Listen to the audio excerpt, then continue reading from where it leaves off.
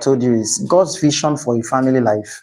I think number one is that God wants to raise a healthy and wholesome individual. Did I say so? And I see there are several areas God wants you to be healthy as an individual before you can even start talking about marriage or family.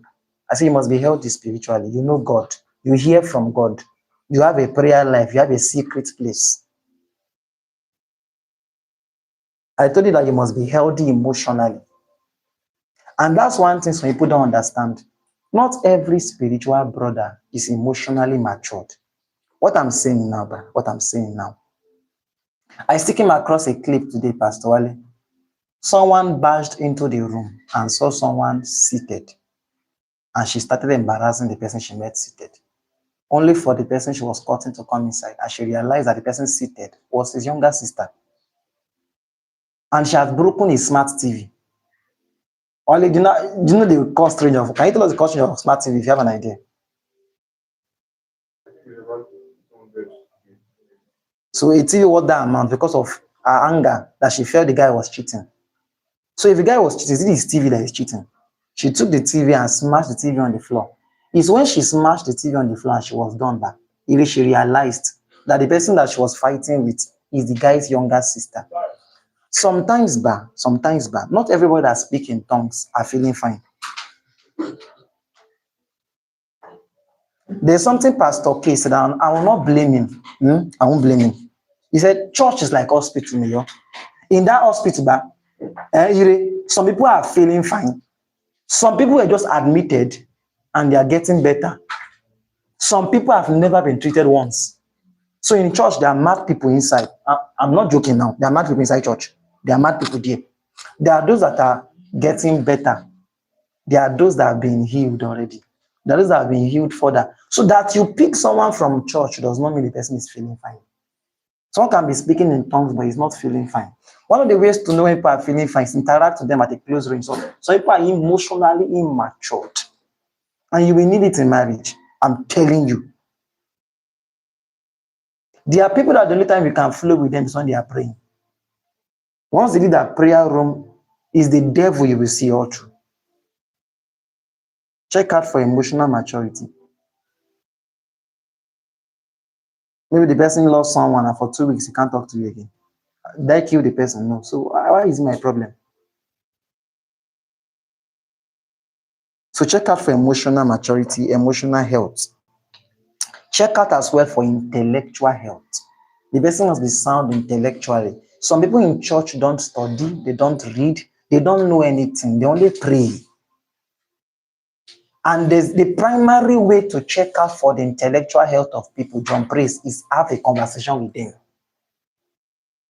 The best way to check out for someone's intellectual health is to have a conversation with them. Have a conversation with them. When you converse with people, you can know how intellectually sound they are. The thing with some of us is that whenever we are in love, we ignore some of these things. What you're always talking about is love, care, what's your best food, do you love tomato, do you not love tomato? And some people don't spend time discussing reasonable things. Everything they are discussing is always, do you love tomato, do you not love tomato, do you love madness, do you not love madness, are you feeling fine, is your head correct, how are days to do in your family? We keep raising unnecessary matters and we don't find like the person intellectually sound. Write this statement clearly. People can never behave higher than their mindset. It's called a mindset because that's how the person's mind is set. People usually don't operate higher than their mindset. People cannot behave better than their mindset. They cannot. People cannot behave better than the way they have been taught. When we have an argument right now, the reasons I will not slap you is not because I'm a good boy. I can be a nice person and still slap you. What will stop me from slapping you is the kind of mindset and the kind of training I've gone through. I know what I'm talking about because the moment you are angry, there are two things happening to you that moment. Number one, how you feel, which you can't deny. Number two, is how you address that situation based on how you have been trained thus far. And you will not get the training suddenly out of the blues. The training has always been there before that time. Have you noticed that whenever you are angry, there are two things that rings in your head? If you're a Watchmen Talk member, number one, what your emotion is telling you that moment. Number two, what Papa said. There was this one went to the market and said someone insulted her. And the next thing she remember is what I said, that you will finish fasting and praying and then waste everything in anger. Is that statement was ringing in her head, and that part of her was saying, I'm from Lagos, so I will dash this person, right? Madness. Those two things were playing in her head at the same time. Is now choose which one you will act from. Imagine you're now with someone that does not have anyone playing in his head. Do they think you understand his emotion? You will die. Are you with me? That means people that still have a healthy mindset sometimes, there are times they still go outside the boundary of what they know. How much more someone that does not know anything? He only knows one other way. There are people that have been taught the only way to correct someone when you're angry is a slap. That involves their wife. It involves even their elder ones. I've seen people that beat their mother when they are angry. And when you ask them why, it's when you don't like something. You show people that you don't like it. That person does not need deliverance only. This is where we get it wrong. You don't counsel a possessed person. Or you don't. You first cast out the devil. And when the devil is off their spirit, you now counsel their mind. So people just feel that we can just use prayer and cover up for everything. You say, my family, my marriage is not working. Say, come, let's pray for you. And let's see what God can do. Prayer will not change someone only without adequate mental transformation. When someone usually beats up another person, what the person is not just prayer to cast out the spirit of anger is good. The person needs a rehabilitation, a schooling system. He needs to sit down under someone and be taught. That's why most times when men have been accosted that they beat their wife, what happens is that most times they tell their wife to leave the house for a while. Then those men are actually withdrawn for counseling and discipleship for some months.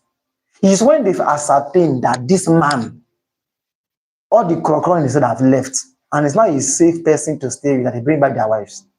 Usually when the pastor tells the wife, I'll keep praying for your husband, usually end up in funeral. The woman dies, the man is arrested, and church is regretting. Most times that they separate them for a while. But welcome to Nigeria, where you see a girl on campus in 200 level who have entire properties in a guy's house has not paid for a diary. The guy is sleeping with her and beating her. And she said, I cannot leave him. He's the love of my life. And you're trying to cast out the spirit of madness from my head. It's beyond a casting. It's a mindset. There's a way she thinks. Low self-esteem itself is a mindset. Are you with me? Even low self-esteem is a mindset. So whenever you want to stay with someone, marry someone, court someone, date someone, check out for their mindset. The best thing you can do for anybody you will get married to, after the person has given their life to Christ, is to ensure they are under a strong mentor. You are safe as their mentorship system. I'm telling you, honestly speaking, you are saved. You are safe as the mentorship system of your partner. That's why I don't have issues with churches who usually used to disagree when you bring someone outside that denomination to marry. I love that idea. It's not bad. You know, like I told you, the more we grow, we know better. Before I used to hate it, that why are they doing disunity in the body of Christ? No, I don't know what they're trying to protect. Let me tell you. So because of her aunt that she's staying with, she can't wear earring and she can't put on trouser. Then I told my pastor that this person I want to marry. She's a deeper life girl. Most likely the pastor will disagree. It's not because they have issues with living faith.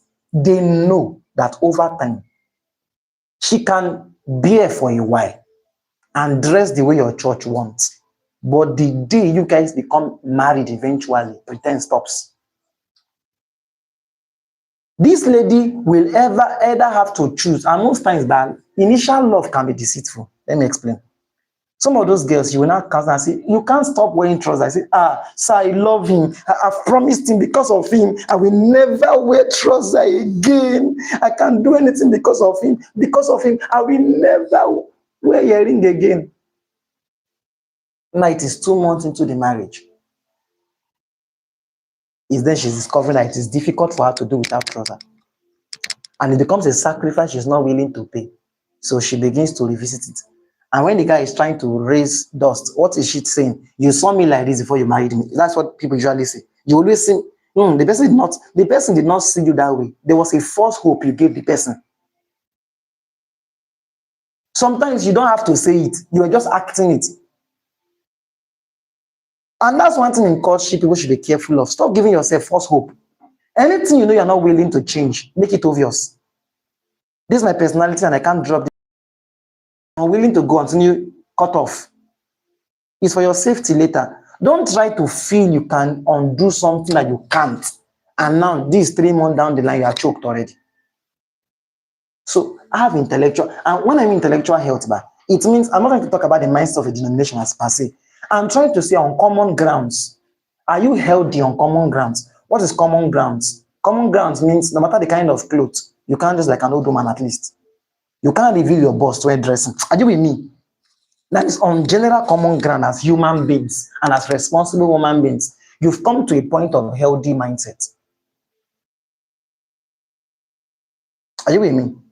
That's why most times I suggest that argument and sharing of disagreeing opinion should be on grounds of healthy ground, not your personal favoritism. Let me explain. Right now, Blessing is trying to maybe leave this place now, and she's wearing something that usually is showing the strap of her bra, and I'm her husband. I should be uncomfortable with that. That because naturally, there's no way that is acceptable, except a place where they don't understand sanity. Or I'm trying to go out and there's red oil all over my clothes. Death is as every culture does not have affinity with dirty clothes. Except there are only one group of people on earth that have affinity with dirty clothes, and they have a large country. They are called madmen. Their country is also very large, or they have many population in that country. That's the only country that all the citizens are not living together. They are scattered around the world. Some hardly even each other till they die. They have house of rep everywhere in the world. With that house of rep. They don't ever meet each other sometimes, but they behave the same way. That's a very powerful culture. They don't see each other, yet they behave the same way. All of them eat rotten bread, rotten food, and they behave the same way without seeing each other. Who is giving them that? That's a teaching for another day. So it's on matters like that that they can be insisting. Not on matters of, I don't like blue, so you must not wear blue. On matters like that, that is not intellectual health. That's selfishness. Are you with me? I mean on matters of intellectual health. It should be on matters of common grounds. Let's say on matters of common ground, you are intellectually sound. Are you with me? On matters of intellectual health. That means on common grounds, you're intellectually sound. That's why the moment advice comes from bias, give that person an opportunity to disagree with you. Because everybody on earth has their own biases. Are you with me? If an advice is coming on a general ground, that normal ground. Are you with me? We found out those things either by discussing or by discussing, so that we all knew the things. So, on matters of common ground, for instance, I realized that most people that stay like a family, they usually use the same tools and gadgets, right? There's a paste available for everybody, and the rest available for everybody, and the rest are available for everybody. And when he was coming from, most times Pastor Wale growing up was usually not with his siblings, usually with his elder sister. So it was, and she was a family person. So it was like, I don't know how to explain it. It was like the person within his range staying alone. So he had access to his own sponge, had access to his own soap, had access to, those kind of things. So when we had to start staying together from 2020, we had to find a common ground. And the common ground was the fact that we were using the same soap. But even though he was submitted to me, all he can tell me, once I don't ever touch his sponge. Because based on the way he was coming from, he naturally doesn't like to share something like that. Are you getting me? He doesn't like to share something like that. And What's the common ground for sponge? There's no law anywhere that you must force people to use the same sponge. Are you with me? There's no law like that. But paste is something that can be shared. So we have to negotiate common grounds like that. I still remember one pink, if I remember vivid, one pink sponge like that. I don't know where that sponge it is to maintain it clean. It's not me, I don't even want anyways. I don't even want sponge safe. At that time we're crude then. No, now we have changed. They've changed us now. Someone have changed us. So we don't need sponge. All knows me are not concerned on sponge. Soap and water, we are good. We are good to go. Because they dragged us. So, I don't know what was happening here now. So sponge, soap and water, we are good to go. So now I got married and someone was telling me that sponge has to be used. Like how now? I was like, this thing is stressful. Why will you carry something and be using to rub your body? The most important, there are certain important places that you are supposed to use soap and rub, pour water on your whole body, and you check out. Life is not 2 minutes or 1 minute, 30 seconds, you are done. Sharp, sharp. Are you with me? And it's on matters like that, I had to start compromising compulsorily. It was stressful for me. I'm not used to it. The time I went like 2 years, I didn't use sponge. So trying to adjust to it most of the time now was not going to be easy. On matters like that, there's need for compromise. Because now, if you check it out, what the person is after is one thing: bait well. Are you with me? Bait well. But now, one thing she has not forced me to do is eat onions. That one now is not common ground. Let me explain. Now, every human being, based on how you were raised, one thing you do every day of your life is eat. Food, food, food, food, food. And one of the hardest things sometimes to incorporate when you're a bit older is newer foods. I once told someone that does not eat egg was our president of fellowship. If he wants to force himself to eat, it will be cooked one. If he eats fried egg, he's going to vomit. And I don't eat onions. So because of that, the compromise was that I have to be the kitchen man. Whenever I go for my 2 weeks outing, because then I can stay 1 month and not enter my house. I used to pay for house in campus, but I don't stay there. Whenever I'm not around like that, they'll buy plenty onions and eat and cook. Or anytime they want to compulsory eat onions because of me. So what they do is that they slice the onions at the end of the rice and put it on top of the rice. Then the steam of the rice we cook the onions, then they will now pack all the onions and put inside plates before they turn the food and serve the food. May nothing concern me. I've served everything I want to eat. So all those things now are compromise, places of common grounds, compromise. But now, telling me that I can't sleep well until there's a scorpion on the bed, there's no common ground there. So now is that intellectual health means on matters of common ground, you are not found wanting. Are you with me? There are things that are not seen naturally. Be very certain that on those matters you are okay. That's how I behave. There's no way I can always singlet to. No. Oga, you will compromise. That's not common ground. You're not supposed to be carrying your chest up and down. Like there are people that if you stay in the same compound with them, till the day you leave that compound, you will never see them on singlet. His chest all the way. I was on lodging like that when I was on campus. That means there are guys that morning, afternoon, evening, it's only short they wear. It's their chest. There are 6 packs they will bring outside.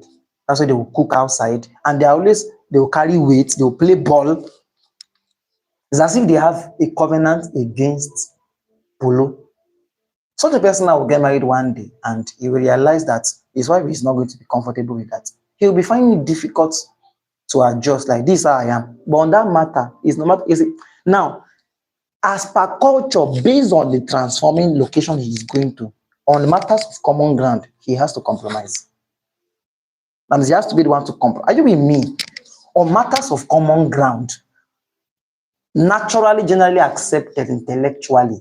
There's room for compromise. On matters of uniqueness, don't insist for compromise. That's cloning. That's cloning. It's not every time, for instance, my wife brings opinion about clothes, I give my opinion. That's why I don't like the thing. No. I say, if I say no for everything, and this man will say, this guy naturally want me to be what he like.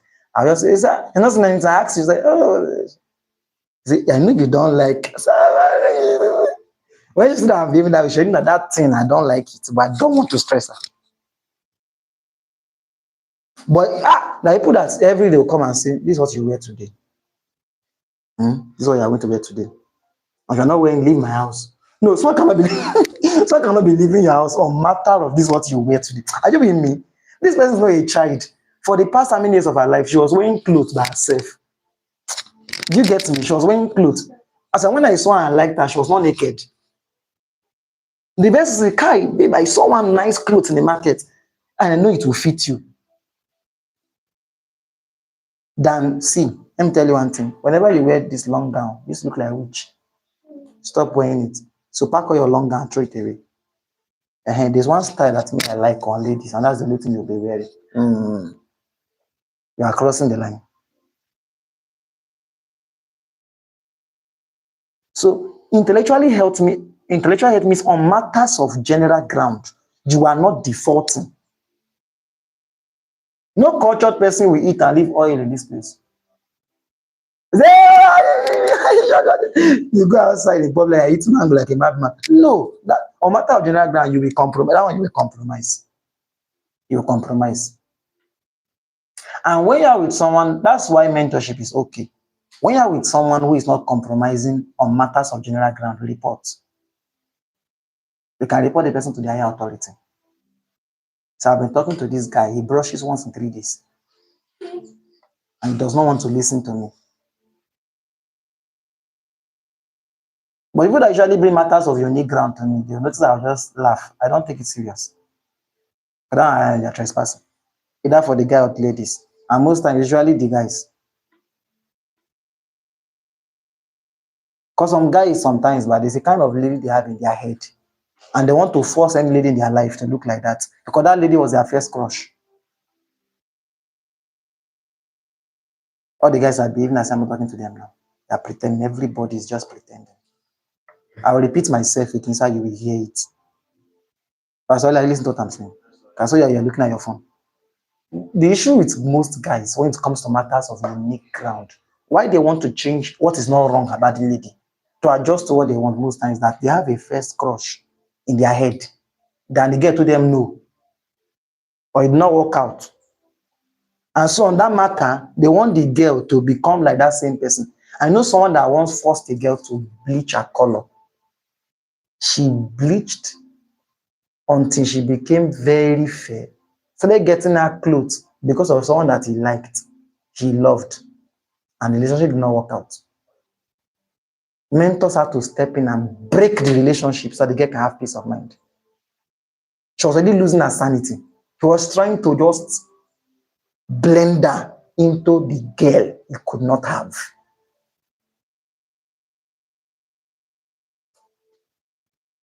So most times, guys try to break matters of intellectual health on general ground, usually because of there is a picture they want the girl. But ladies, most times, is because of societal reasons. As compared to there's someone they saw online, there's something they saw online, and they want to replicate it on a 32-year-old boy, a 40-year-old man that used to run with pants till he became 15 on the street. They want to replicate. So most times when it's intellectual ground, most things you are trying to push for, are they healthy matters or a picture in your head you want to force on other persons? Are you with me? So at least there's a way they want a guy to treat them, not because of the guy, but because of Nollywood movies. If you're a good watcher of Nollywood movies, man, there's a way you want a guy to treat you until reality dawns on you that is Nigeria. Don't get my point. That means growing up, if you watch a lot of movies, there's a way they've shown you how a relationship is. It's the way Jemima used to treat Omotola. And now this is a crude boy from Okene. You are forcing him to become Jemima. And this guy loves Jesus. He loves you. He's trying his best. You say, no, it's Jemima you want. You usually forget that thing you watched. So you get my point. When I say ladies, is societalism. It's movies they've watched, fantasies in their head. Don't force someone to live your fantasy. Even if I'm not a caring person, you'll say, yeah, he's preaching himself, he's guilty. I'm not guilty in that aspect. She knows me. I'm a disturbance 247. I used to even do Alomo very well. She knows me. I used to do Alomo. You don't know Alomo. You know, last months used to behave with their mother. That's how I used to behave with my wife if I'm at home. So that one, I have it. What I'm saying now, don't think I'm guilty of it. But I'm trying to say, I've seen that most times that most people are not sufficient in what they have. And that's because of fantasy in their head. Some of you will break relationships that later you will regret because you are not reasonable. You were looking for help, you were looking for standards that were not really the defining standard of intellectual soundness generally to define peace of mind until you have bugged people out of control. You get my point? That's why most times, my ladies, go and review your standard. If not, you'll be very single or unmarried for long. Some of your standards are not healthy. They are not biblical standards, they are Nollywood or Hollywood standard. The way Batman needs to behave after he finished beating boss for the lady, there's a way you will now hold the lady. You will not do like this.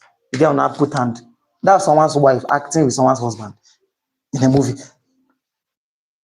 So now you're now waiting that after service one day, Pastor Wale should help you rebook the admin for talking to you anyhow. Then after Pastor Wale not finished talking to the admin, you will not do like this. You have to come and put your hand. Meeting now finished. That's Pastor Wale say, hey, joy, authority, come. He's not even having vibes. Question, where did the vibes come from? That vibe you say that person does not have, where did you get the vibes from? From movie, not reality. Are you so-called Mr. Vibe? Your parents don't have vibes themselves. Yet you have been in that house peacefully eating, growing, and you've not seen your parents fought once, minus the current vibes in your head. So what do you want? A sound marriage later or vibes? Imagine a guy that beats you but has vibes. Okay. He beats you up but he has vibes. After beating you up in secret, in public, you'll not be like this. For you to come and choke your hand. And later that same hand that is like this, the same hand needs to arrange your uppercut. So matters of intellectual soundness, one thing you must understand is they are matters of general. Do you get my point? Yes, sir. If you're not learning, you're now on your own. The next area I said you are supposed to be healthy is on matters of health. Be healthy in your health. Be healthy. Be healthy in health. Be healthy in health. I've come to realize that one of the things that frustrate love is bad health, is sickness. I mean, if you can testify to that. I mean, if I've seen husband and wives that love themselves, but one of them is sick and in the hospital. That moment, most times, the emotional toll is not on the person. It's not on the person on the bed. It's the other person. So be sound health-wise. How will you feel if you are getting married to someone? I told you the person will die in the next 1 year because the person normally is health well. So he's currently having cancer of the blood. You love him so deeply, you love her so deeply, but she can't live long because of bad management of health. So be sound health-wise. Then we talked about esteem and your identity. Be sound in this aspect. Number 2, I say God's vision for family is a healthy gender representation. I told you what men stand for and ladies, right? Now, number 3, I told you that God's vision for family is that he wants you to have a healthy marriage and relationship. Write that statement in capital letter. God's plan for me later in life is to have a healthy marriage. I think one should follow this thing to be sure that it's sound. Because I've done that. God's plan for us later in life. See, John prays, God is as interested in you having a healthy marriage later, the same way he's currently interested in your intimacy with him. Don't let anybody ever preach you or talk you into saying that marriage is full of crisis. No, it's not true. Marriage is not full of crisis anything. No. Wale, are you with me? You deserve a healthy marriage and you deserve someone that can give you. His one is a pastor and he's not an advocate for a healthy marriage. Don't marry him. One of the things I will recommend, and we'll start counseling, of course. What you want to talk about next year. One of the things I will recommend for everybody that's about to get married, is blessing. Two of you must have a time to sit down and discuss and say, what's our plan for peace in this marriage? Both of you must have a high propensity for peace. We sat down and told ourselves we don't want to have unnecessary issues. All right? We don't always be changing it for ourselves every day. And that thing they told you that is the longer the marriage is, the more issues. That is the beginning that is always sweet. No, we have to make it opposite. We had more issues earlier than currently. Now we can go a long time and not have an issue. And one of the rules we set is that no matter how angry you are, we will talk that thing over that time. I know we will talk about that matter. Even if you don't want to hear, we will talk about it. And it should not cross that night. So you must sit down. Now, up now we've crossed the level of just you now. Now you're with someone in your life. Both of you must sit down.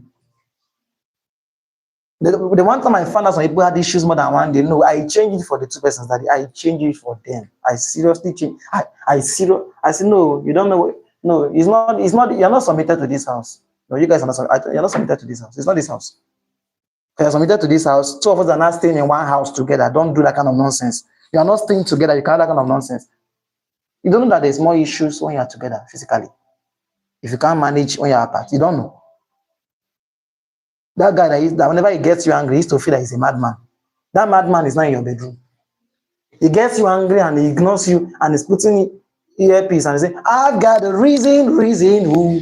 It's like, as if thunder should just strike his head now. And you are seeing that person 24 hours and you are angry with that person.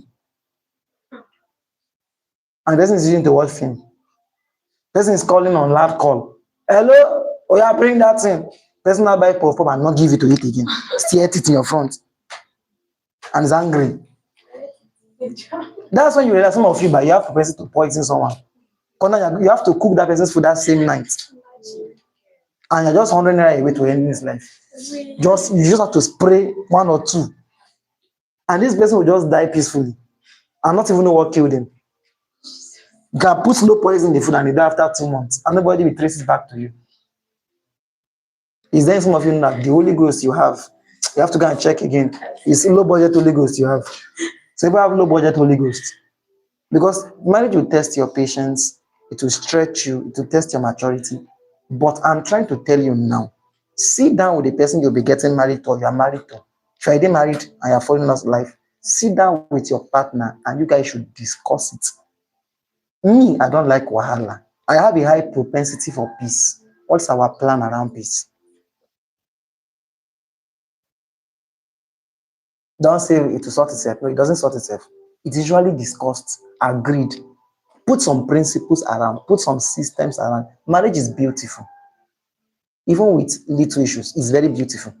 But see, but issues can make marriage ugly and frustrating. Someone made a statement today. I forgot to say, look, it's not today, it's yesterday. So I laughed and laughed. I said, I'm not one of them though. He said, if you can change marriage certificates like the way they change driver's license, many men will change their wife every renewing year of 3 years. I'm telling you. When you hear this kind of things, it shouldn't make you scared. It should make you know how careless people enter into marriage. Thinking is just a one-time event. That's why I have issues with people that are always obsessed with the day than the life. They are you will see a naughty lady who is very foolish. Her attention is more on that day she wants to get married. What she will get, the amount of cheers. What's your plan for marriage? That should last for 6 months. She has no plan. Her plan is for that day. Then after that day, she enters into withdrawal mode. So there's a powerful, I've heard of marriages that it was the following day it broke. So what was the point? There was no structure. No structure was put in place to ensure that they will have peace. And I usually tell you, sir, I'm scared of anybody who is scared of discussing serious matters with is not your partner. Run. Someone is not your future husband or wife if there is no liberty to raise matters like this with them, especially the lady. And I can shock you, even the guys too. A guy can be scared of raising a matter with a lady because she's too hot-tempered. She'll change the topic. She'll change it to fight. So let me not take sides now. Let me be very sincere. The ladies, you can't raise serious emotional matters like that with them. They have no propensity for peace or patience. They will change it immediately. One of the ways to have a healthy home later is plan to have a healthy marriage. You must plan for it. The same way. Do you wake up one day, thank God, I'm just saying, I want to be 3? So God will be just build. The same way you call for an architect and you guys draw a plan, a structural plan of how the house will be. That's the same way to behave for marriage. There must be conversations around structure, planning. When we have issues, where do we raise it? Do we report ourselves? Do we not report ourselves? These things should be discussed. Not after an argument, you see your husband in the bedroom, he's already calling and crying. Come and meet him crying, seriously crying. And he's talking to his mother. She did not cook with oil for me. And next thing, your phone is ringing. His mom is on the phone. Hey, don't kill my son. Don't kill my son. What is the structure? I'm not joking. This is really happening. What is the structure around? That's why it is nice. And I've told you before, one of the ways to have a healthy home, aside prayer, is light. So one of the things that we did, and I'm still doing till now, relationship are not on that group chat. Reach out to me after this meeting, so I'll add you to that group chat. There's a WNI relationship group chat. Everybody in relationship are on that group chat. Time to time, I drop a link there. But the link is one I even used to remember. There's one person I drop link almost every day to. The person is called my wife. Both when we're cutting and now. Anything I stumble across on Facebook that blesses me, even if it is attacking me, I send it to her. You know what I'm trying to achieve? I'm trying to bring both of us to a point that we think the same way. That's healthy. One of the easiest ways to have a healthy home, make sure two of you think the same way. There are 3 areas that must be aligned for you to have a healthy home: spirit, soul, and body. Spirit means we give our life to the same God. So we are both born again. We are both Christians. That's why you can't marry an unbeliever. They say don't be unequally yoked with what? An unbeliever. So when you're marrying a Christian, so we can have alignment of spirit. Once you are married, bring your wife to your center, your church. Most likely. So you can have alignment of what? Soul. We think the same way. We have less issues or lesser issues when we think the same way. When me and my wife have an argument, now the last thing I think about is calling people. No, Pastor K have taught us too much. So when you involve family into your case, when you guys are done forgiving yourself, they will not forgive you. They will not. Next time they see your husband, is that useless boy. Next time they see your wife, that useless girl that did not cook a goosey for you that day because she's angry with you. They don't forget. So that time, I swallow your anger. The highest I've done, I'm very angry, is I take a walk. I take a walk and go and pour on the Holy Ghost. That times I was one I said, can't tell her. I know she have you. Tell her I don't like that thing she said. It's getting me really bad. Tell her. But in everything, just ensure you guys think the same way. So whenever I see a tape, or I see I know I scroll Facebook reels a lot. And so since they already know my what's that thing called? My algorithm. They already know my algorithm. So they keep sending it. So when they send that 3-minute clip, 1-minute clip on Pastor, okay, even if she's at work, or I'm the one that is not at home that time, I send the link. I share, send it to her. So later, when she's less busy, she watches it. So she's not watching it when I'm there. When I'm playing it and she's around, I increase the volume. The only few times I limit it is when we have issues. Because then it will look like a targeted attack. Even if I stumble across a video sometimes and it's linked to what we are going through at that moment, I will either reduce it. As long as she notices that, I will reduce the volume. I will forward it. Or I will share the link and keep it in me. Open WhatsApp, you can chat yourself now. I'll keep it for a while for the other day. When I say share, does not mean that some people are not wise. Is that thing that you guys just finished beating yourself over this morning? You're not gonna share to her and say, "Share, I told you. Share, I told you." That one is not mental transformation, it's proving a point. They are different. They are different. You don't prove a point. You're not trying to prove a point. You are trying to bring both of you to a point of.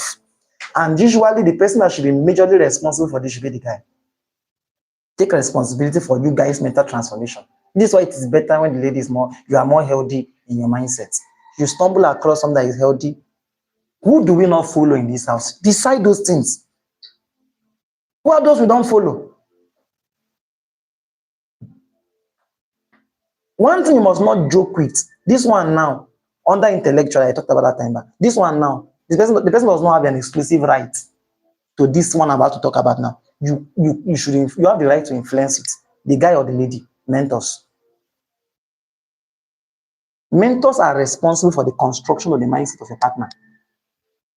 My wife cannot be fooling on a healthy person I'm not comfortable with. I'm going to display my frustration.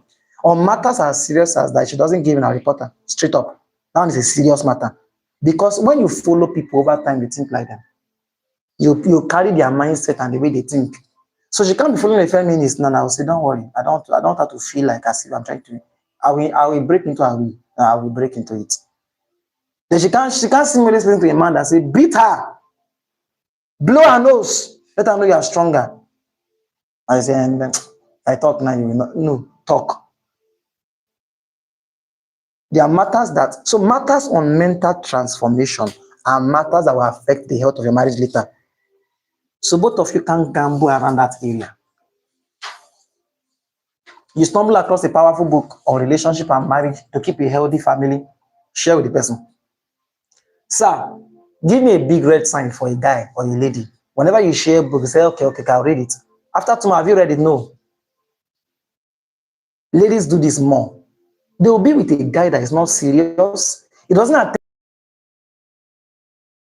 I don't have an issue with that. But the issue now is that you usually share the materials or share serious material of mental transformation of other books with the person. The person will never read it. Run. There's nothing as frustrating as knowing the right thing, but your husband does not. I know what I'm telling you. One thing that makes it easy for this lady is that most things she wants to say, as well, I just want to make trouble out of it and laugh and play. I know what she's trying to say because of mental transformation. It's very frustrating. And there's someone doing it, and I really appreciate that person. I hope she continues. It's one of us. The person she's with is not here, but the person is in a healthy home, family worship. The guy has tried me up and I said, Kai, I followed what you taught last week. This is why media can almost kill them. There's no live streaming, or they don't put it online. Say, Kai, I've gone to check the live streaming you did. I've gone to check the tape. I must tell you, I'm so sure that this girl is safe with you. Because this is the kind of thing that we are hearing here too. Thank you so much. Be sure the person is getting transformed. Ladies, stop being careless. Apart from the guy six-pack, a madman can be having six-pack. Oh. A madman can have, when someone is mad, when someone has six-pack and it was a boxer before and he runs mad, does the madness take away the six-pack? And so people are even mad without they are mad, but they have six-pack. One thing you can't joke with is the person's mind. You're not safe with someone that is not paying attention to mental transformation. I know I'm spending my time here. You cannot have a healthy home when the person doesn't pay attention to training. Some of the ways to test those persons is look for healthy clips, look for healthy messages, look for healthy books. Test the person, give him. Does doesn't matter. Later you will know it matters. Sure, you will chat me up. When they frustrate your life, you will remember that it matters. Because people can't behave more than how they know. Do you know what? These days, but this one thing I've learned is forgiveness. I don't struggle with forgiveness right from time, but I've learned more forgiveness these days. I discussed with my wife recently on one matter, and that's the fact that I've come to realize about blessing. Most people are not wicked. They are only ignorant. People can't do better than what they know. Oh my God. People can't behave better than what they know. If growing up all my life, the only thing I know how to do when something bad happens is gossip, the pastor should not be surprised if you can't gossip about him. That's because you don't know better. Getting transformed. You just discover the person stop doing that nonsense. There's people that don't change, that you now beg them and say, please don't come again. But there are certain people that what they just need is the transformation. As they start getting transformed, they become better. They just start knowing that, that means that time I did not do well. Are you with me? Transformation, that's what it does. So the thing with some in themselves, but they're not good enough for you because they didn't pay the price to learn. So later they can't treat you better than what they already know how to do. The only picture they have is their father. They didn't learn. No tape, no message, no mentorship. And you're expecting them to do better later. No, they can't. They can't. So you can't trivialize this matter. Anybody you are going to spend the rest of your life with must give room to mental transformation. And if you're married already, it's already too late to a large extent. The least you can do now is start begging God that his heart is soft enough. Or her heart is soft enough. It's usually easier for the man. All he needs to do is to drag the girl, his wife by force to his church. But the woman now is difficult. Because the man now, head of the house. And he's a head boy. So there's nothing you can do. Because you can come and you can start saying that I'll connect Bluetooth. If a guy is not serious with God and he connect Bluetooth and he's hearing something against him, say off that thing. I paid my bills. And can help you and off your Bluetooth and break it on the floor. It won't change, you won't hear. How one time Apostle was blasting some people. Their boyfriend will come, they're not serious Christians, and park car in front of Koinonia and drop them and drive away. And come back after Koinonia and come and pick them. If you are that less busy, why didn't you not just enter? And that girl is comfortable with that kind of foolish person. He's not hearing what you are hearing, so you know how to treat him. There's nothing as frustrating as I know how to treat you, but you don't know how to treat me. You'll be frustrated later. It won't take time for you to later with respect and honor. But he is not learning how to treat you. He only goes to club. So one Friday, he comes in with a lady. I saw what's happening. If you talk, I will slap your face. See, but you told me you love me. Say, does it change? I love you, but I love her equally. I love her too. I love both of you. So I thought you're a Christian. If I hear you talk again, I will damage your mouth.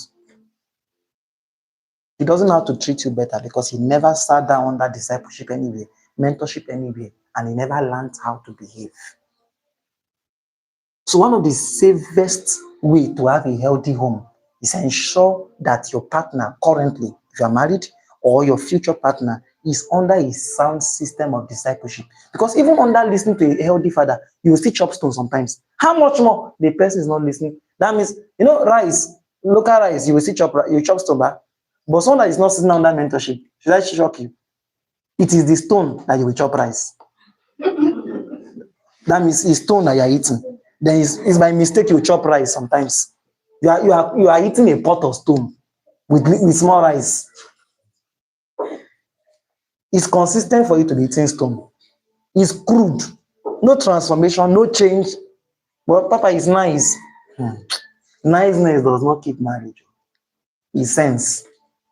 A nice person has limits. And when you're already going beyond your limit, what keeps his knowledge? Are you with me? I like what you are playing currently. I think you should stay on that. This I did not send you before because this one you are playing, I don't know where it was coming from. But now the Holy Ghost is using you very well. So marriage is not a cure to loneliness, like I said. It's rather expose it. So go for a healthy partner, go for knowledge for a healthy family, and intentionally commit yourself to make sure your family works. I taught you that last time. If you're not committed to your home, it won't work. Commitment is stronger than love. Write that statement. Commitment is stronger than love. In fact, love itself is commitment. In this context, I don't mean normal love. I mean love as a feeling, love as emotions.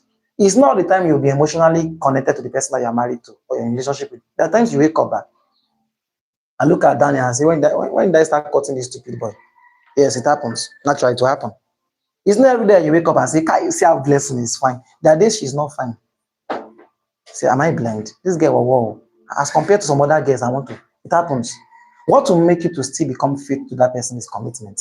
Commitment means I've made up my mind that I'm staying in this and to work.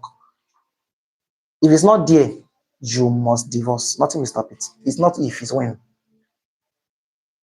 Some of our parents, man, Don't feel anything for each other again. But they are together for the past 30 years. You should commend that. And guess what? All the light you know, they don't have it. All the mysteries are teaching, they don't know it. Yeah, they kept their own. You know why? They taught them at least this one. Then before they send the woman for marriage, her mother will sit down and say, they don't know much, but they taught them at least this one that will keep it to the end. You now, you know the mysteries, the 5 ways to serve your husband food. But you left this one out, commitment. The marriage will still break. So commitment means whether I feel like it or I don't feel like it, I'll do what I'm supposed to do. Write it. If you are ruled by your senses and emotions, you can't keep a home. If you are ruled by your senses and emotions, you can't keep a marriage. Practically, you can't keep a marriage. If you are ruled by your emotion and senses, you can't keep a marriage. It's commitment. And one of the ways to learn commitment is not marriage first. Start learning from your other relationships. I just touched something that is very sensitive now. Maybe you can't tell me sometimes you're happy with me. There are days you come to meeting on Sunday, you're angry with him, but you still came. You still served. It's a good training. You are learning for marriage. But that's the exact way you do it with your husband sometimes. It's as if you wake up that day and use chair to choke him to death. It's as if you carry pillow and choke his nose before he wakes up. Because of the nonsense he did yesterday or said yesterday. What will make you keep yourself is commitment. You will learn it from your other relationship with your pastor, your friends. So you're the kind of person that any small thing, I'm out of this relationship. Any small thing, I'm no longer your friend. Any small thing, I've changed my church. Your marriage will break. Because you're not used to commitment. You're not used to commitment. You're the kind of person that it's only when a relationship is favorable you are there. You can't keep marriage to. It's the same thing. Something you're not used to, you can't start it in marriage. You have been training yourself before that time to be used to commitment.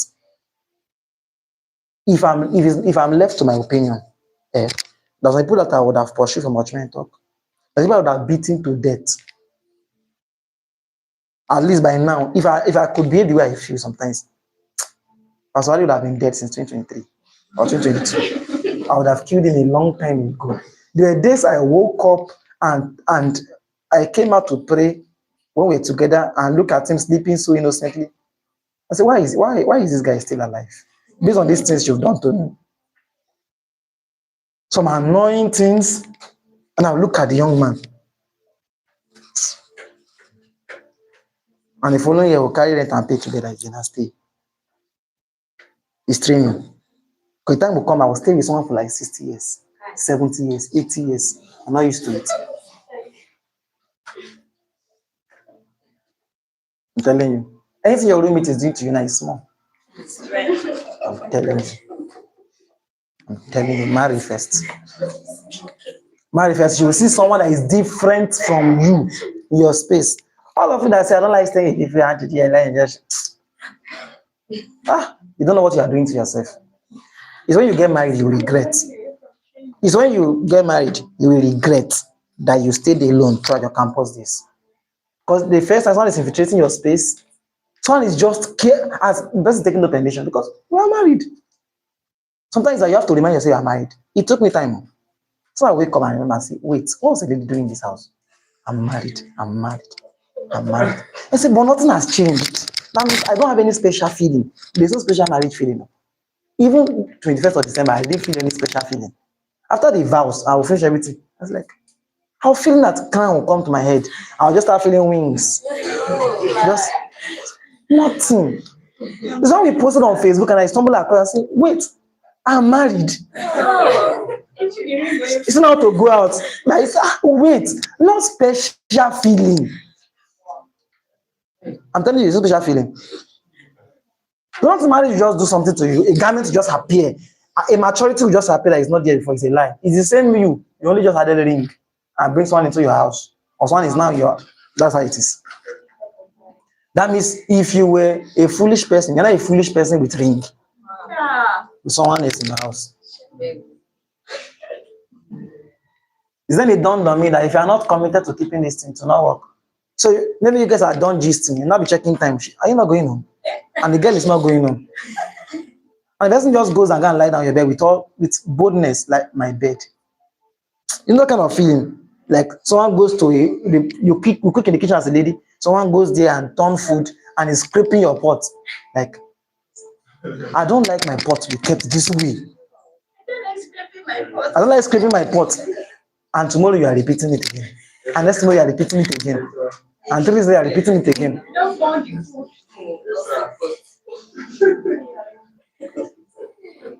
When I stopped using chair and started using the small stool for now for streaming, I can't remember a day I ever took it and returned it. And it's not intentional, honestly. As soon as I'm done, I stand up and go out. Someone will come and say, I've told you when you are done with this thing, bring it to the kitchen. I said, you are already there, carry it and keep it there. Carry it and keep it there now. I was thinking, and if following I promise I said in my mind, someone will not remind me to say lie. Sometimes it's from inside, they'll come and tell me that this thing is still here. So imagine someone that maybe you stayed all alone all your life. These are enough reasons to be frustrated. But you have not made up your mind that I want to be committed to this union to make it work. You'll be like those people that broke up because of close up. The wife says, stop pressing it from the top. It's from bottom they press close up. The guy said, from my house, we used to press anywhere. And they broke up the marriage. They divorced because of close up. Those ones now don't understand commitment. Commitment means there are times you will not feel like the other person. See, God, write these statements so you have peace. God will never give you a perfect person. God will never give a perfect person. Do you know why? He does not have one. No matter how nice that guy is, he'll still chop stone sometimes. God won't give a perfect person. Write this statement next under it. Most of the things you are looking for before you choose a partner are things you're supposed to walk into your partner. I'll balance that statement. Because that's your home. I need to make you know. I'm not saying that he's stealing and you say you should have worked on him. That's not what I mean. No. I mean basis, like the example I just gave now. He'll carry all his clothes on the bag and all of them on the bed. That's not enough for you to say I'm not marrying him. No. Most temperamental inconsistencies that you have with your partner or someone you love, they will not change. Some of them will not change before you get married to the person. Some of them you were there wired especially for it. There's something Pastor Midred said. If some of you love your children and you correct your husband, the other way around, and you turn it upside down. So when your baby throws his shoe in the middle of the parlor, say, oh, Junior, don't do that next time. My husband, all the time I'll be telling you. That's misplacement of priority. He's a small boy, you can still change. He's still small. That's a Junior. Carry this your shoe. Don't put it here again. Yes, mommy. Next time I see it here, I will beat you. Yes, man. If it's that one, sincere sometimes, but they are sincere. Men sincerely are sincere. So that all his life, he used to put his socks, he would throw it on the sofa, then fling his shoe there. You now come and tell him after 20 something years and say, whenever you carry your shoe back, he's ruining him. Don't talk, he does not just raise one statement and the person just calms down. The person walk away. Say, wow, I love his wisdom. I love his wisdom. That's why he's there. If you're the only one in that place, you would have beat many times, killed many times, cut knife, end in station many times. So that same way you are taking care of me physically is addressing you too emotionally, but you don't know. So what is marriage? Over time, the area each person brings begins to supplement each other. Latter part of your life, don't be surprised, is the guy that will be picking your shoe. You're the one that will be addressing issues.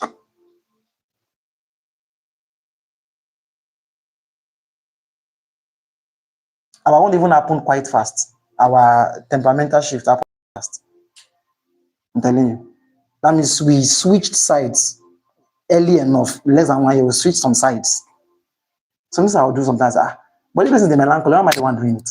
And it's something for God's sake, I should not be this more attentive to this thing than this person. And at times she's one more attentive to some detail. The time she's the one that is sanguine, that is lively, that is disturbing, and I want to retreat. I want to pray. So that thing happens. So that thing is frustrating, later, don't say you're the one doing it. And the time will come, she's going to be bringing plastic bottles into the house. And I'm waiting for those days. Don't have bring plastic bottles into the house. So I'll be craving those kind of things. And no other time, I should made it like, how we should stop this thing. I really wanted to, but I just could not. I almost died. For 3 days, I could not take cold. I said, what is this? The day I now saw that Mami Shekonya complained about that, Shekonya said, thank you, Jesus. All the things I was trying to use to get me is that I'll report it to daddy. But now I say report. Because whenever something is guilty of you, just might say, my daughter, that's what she's trying to is guilty. It's a matter she raised the thing when we went to January. I discovered that the reply was, he just looked for a way to just calm her down, to just understand the situation. I just said, this man is doing this. I just said, he's doing it. Like this drink, when I found her recently, I was happy. I said, at least I can have peace now. She has to look for someone else to talk to, not me, not him, not him. So most things, except crude, heavy, dirty things, you can commit yourself and over time to work. So please begin to learn the act of commitment to your partner. Learn commitment. Number 4, godly children. I taught you last week that why God created family so we can have godly what? Children. Your children will look like you. That's why you have to work on yourself. Your children will not look like what you taught them. They will look like how you behave. What I just said now, I'll pretend as if you did not hear. Your sons will look like your husband. Your daughters will look like you. If your character is rotten, work on yourself. Your daughters will look exactly like your woman. And your sons will look like your father, your husband. They will sustain his values. That's why he must be someone that is consistently working on himself. Why do you think fathers are closer to their daughters? They look like their wife. I'll repeat myself again. Why do you think men are usually closer? It's not notice men are closer to their daughters than their sons. Do you know why? They look like the wife they fell in love with. So it's those traits that's attracting them to the girl again, or the smaller wife now this time around. It's that there's no room for union between them, but it's those traits in the wife that the daughters are picking, that the man from small, that the man is attracted to, that makes them closer, and the woman too is closer to their sons because she's seen. That's why I feel that whenever a man dies, the way the women used to possess their son, especially the first one, she looks like their husband. He carries that look of the husband. Even if the temperament are different, you see a lot of similarities in how they behave, sometimes voice, sometimes how they talk, how they address issues. Those are the things that she naturally admires, but she does not know. So your sons will look like your husband, most likely, and your daughters will look like your wife. Write this. Family altar, I taught you last week. Why God created families was so that we can have family altars that becomes a platform to regulate society. Family altars. So your family must be born. The last reason God created family in his mind is continuity and generational transfer. I love this. Why God created families in his mind, blessing, is for continuity and generational transfer. Let me explain. That means, Oyinda, when God created family, is that I gave something to Oyinda so that you can give it to your children, and your children can give it to your children's children. But most times, relating will transfer his curses. God gave heritage to people, hoping that they will give it to their children. But most times, when we give it to children in Nigeria, we don't work on ourselves enough to transfer heritage. We transfer only curses. I'm trying to say, when you come into a family, one of the lectures I'm supposed to give you at the beginning of your life, after helping to find purpose, is that in this family, God told us many years ago, we have a covenant of wealth. Whenever you are stranded, the same way scripture that tell you, you can raise your hand and say, Father, my family has a heritage of wealth. I can't be stranded. Is it wisdom? But most times, since they don't help us find it, we find it ourselves. Faith, most of my spiritual giftings, it didn't come just my fasting and prayer life. It came because I found out there are two strong gifts in my family, the teaching and the prophetic. If I don't take God serious, those two things I will never struggle to walk in those two gifts for the rest of my life. And the teaching grace is always stronger on the female aspect, and the men usually carry the prophetic. But we are 3 sons, so there was no lady. So I combined both. So some of these things I'm working in are not my direct graces from contact with God. They are things that were upon my father that he didn't work on some. They were heritages locked up in the family. It's a heritage of wealth that has not been unlocked. extensively yet in Pastor Wale's family. It affected badly down to his name. Names are not just for joke. Usually, if those names were given spiritually, don't name children recklessly because you like the name Roland, Rosiski. Names are supposed to define a child's destiny. That's why they should be given prayerfully. Look at the name Ajibola. We gave birth to him to meet wealth. Olawale, wealth came home. Look at that name. It's not a careless name.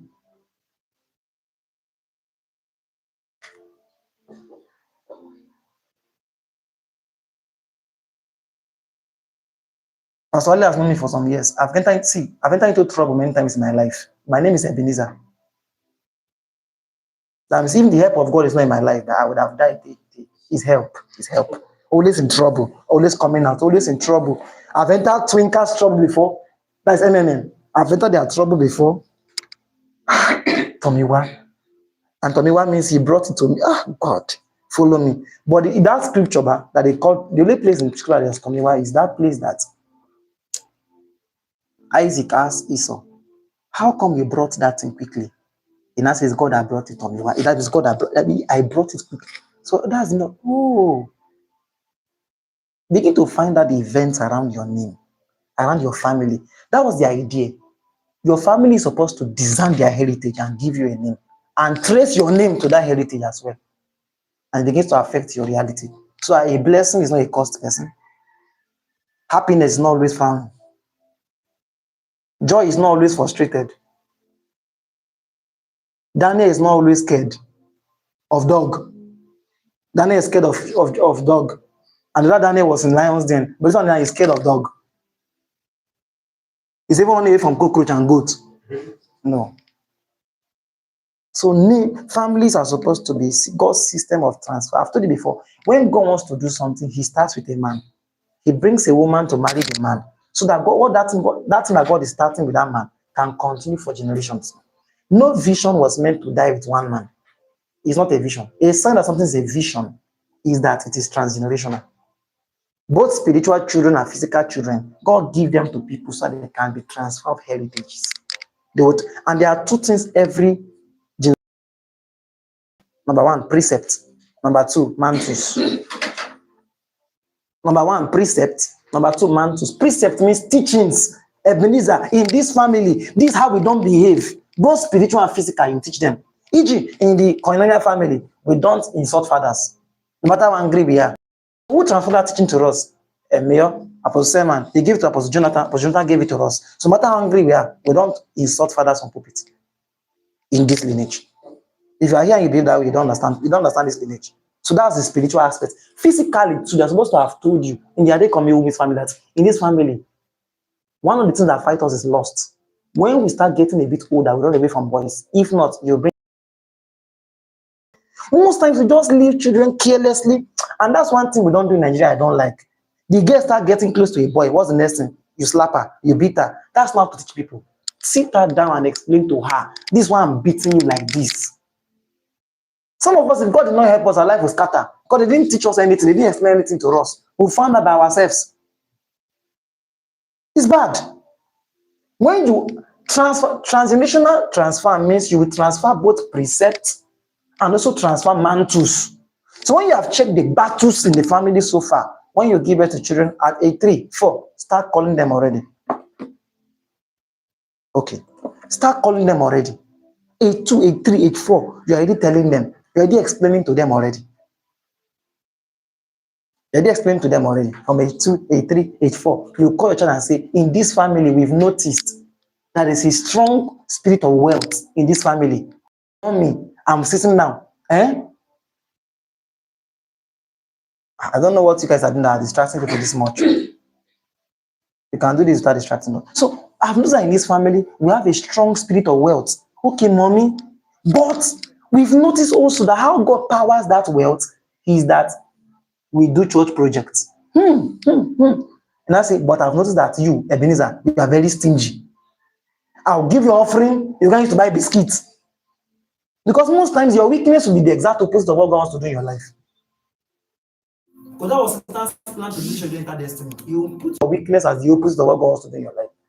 He said, we've noticed that that's why families of wealth are usually stingy families. If you have a wealth of the nation, they will struggle to give. And that's why so God was using you for wealth. So you will now call the Ebenezer down and now instead of beating him like a goat and say, you don't give your brothers, you don't give brother, pa, you don't give brother, pa. Guess what? Whenever you are there next time, he will give his brother. When you are not there, he will slap the brother and collect the biscuit and eat it. He's not changing. He does not know why. People change better when you explain. But most times you can't explain because we don't know ourselves. So you call the child and tell the child, I want to every father is supposed to give his children inheritance. So sit down. So sit down, thank God. Don't leave it. So sit down, thank God. Let me teach you something. In this family, we've noticed that these are the gifts. These are the graces in this biological family. One. Number two, these are the actions to take to activate it. Number three, these are the weaknesses you battle with. I'm sure you are writing. These are the three things that you must be taught as generational transfer. What are the graces in the family? What are the graces in the family? One. Number two, what are the weaknesses? Number three, how do you activate the graces?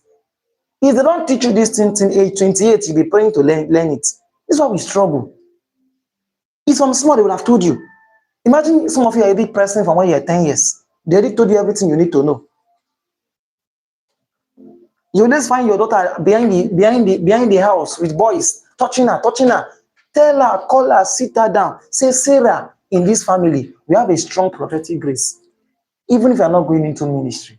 That's one. Number two, the way we God is to activate it for us back is night prayers. Say, Mommy, is that why anytime I go and touch a boy in the backyard, even if you travel, you used to know? Say, yes, I used to see in the dream. Because I paid my price. Mommy, you're not a pastor. Why are you seeing me? It's a prophetic grace in our family. How we activate is through night prayer. Okay. But Sarah, sit down. In this family, nothing corrupts our gifts like premarital sex. So the next time a boy wants to touch you, for someone like you, it is beyond falling into fornication. It is damaging your inheritance. You'll not be able to tap into what God has given this family. So that child now understands that for her, why she's not following Brother Nehemiah to his room, it's not just because she just don't want to hurt God, but she knows that her property and inheritance, she's cutting herself off a flow. And she doesn't have to report herself because in the next 2 years, we can trace her later and know what she did, and she did not enter into the inheritance of the family. It's that way. That was God's expectation. Because only a foolish person will give you property and come and wait for another person to be born and bring it again. That's nonsense. So God made it easy. He kept inheritance in families. Serve God and almost want to die or die, and they transfer and they keep transferring. So you will see scriptures like an Abraham will tell Isaac to come and he blessed him. He gave Ishmael gifts, but he gave Isaac all he had. You will see scriptures like Isaac saying, bring me Venice such as I love, that I might bless you before I die. They call it blessing. They kept praying for their children. But if you check that blessing, it does not roll upon their head. They made certain pronouncements. E.g., you hear Jacob saying, the angel of the Lord that redeemed me. That means there are certain things that God taught me. There are certain things that Jacob said. Go and read it in chapter 48 and 49. That he's not supposed to know if Isaac did not tell him. That means those fathers did not just bless their children. They taught them certain things they did not teach the rest. The only person that did not have woman issue in all the sons of Jacob, especially was Joseph. Why? That was his closest son. He already taught him that this kind of thing, I know my elder brother Esau is God that kill him. You deceased from girls. His firstborn Reuben did not know. So that one was dragging girlfriend with his father. Imagine a very shameless family. Someone that is married with 2 wives is dragging girlfriend behind the scene with Reuben. And his daddy will come and do his own today. Son will come and do his own tomorrow. So they were just using Bill as concubine. Both of them, they were dragging the girl. Then the day of blessing now came. The guy is innocent. You are causing his life. Why are you causing him? All wrong now. But you didn't teach him. But he took Joseph. It was clear, so he was telling Joseph, this. So when that guy showed up, and Potiphar showed up, he knew what to do.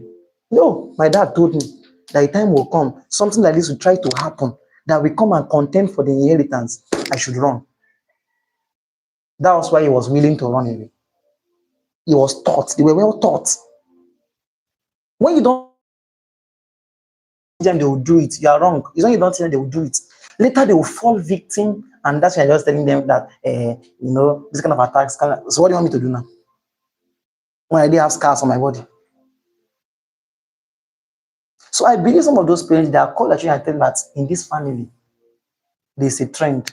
For the past 4 generations, all our first children were outside wedlock. So now come. By the time you start getting to age 18, if the boy says follow window, you've taught the child. She knows the age bracket to target for the attack. But you did not say anything. That one too, at the 17, she does not understand her body. She doesn't know why she's just misbehaving. She wants to hold everybody in church, hug everybody in church. She wants people to just touch her. For her, it's beyond puberty. It's a pattern that is trying to reset. But because there was no teaching put in motion, she becomes a victim. She now brings a pregnancy home. The mother is saying, Sandra, you want to disgrace me, And some child these days are so stubborn that they can look to the mothers and say, hey, you too said, it's not when you're 18, you get back to me as I wedlock. And that the woman is now feeling as if a child have insulted her. Something you'd have corrected. It's when she became pregnant that she now took herself aside and started meditating. And now traced and said, wait. Why? Because as soon as she became pregnant, her hair just became correct. What happened to me? Why did I do this kind of nonsense? I'm pregnant and I'm 18. I'm 18. And suddenly, mom is 36 years. But I had mommy saying their marriage is 17 years old. Wait. Your mom is 18 years old. How is their marriage 17? How many they have been 17 years anniversary in marriage? It doesn't add up. Some even have the boldness to go and challenge them.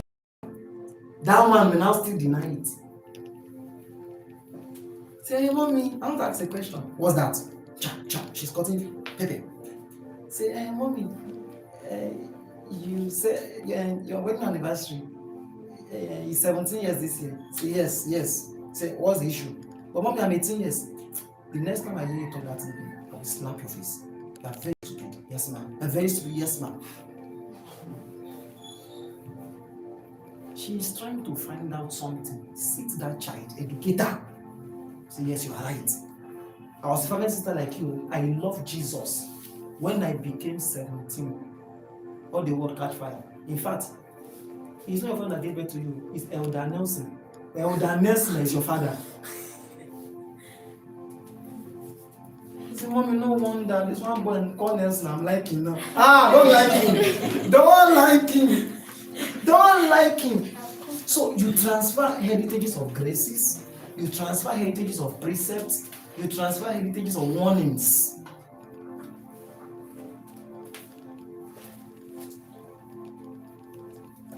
You transfer it. You transfer it. Very important. Are you learning something? Yes, sir. So family was created in God's mind for heritage transfer. You transfer graces, you transfer precepts, you transfer warnings, and all that. Look at Genesis 48 verse 16. Let me read it. Genesis 48 verse 16. So that's our first scripture for the night. Is there scripture in this device? Well, I'll try and look for it. Genesis 48 verse 16, I guess. That's what I said. What is it? Genesis 48 verse 16. Let me read this one. Genesis 48 verse 16. That's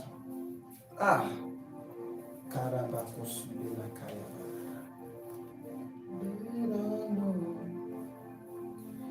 what you mean to me. They don't know.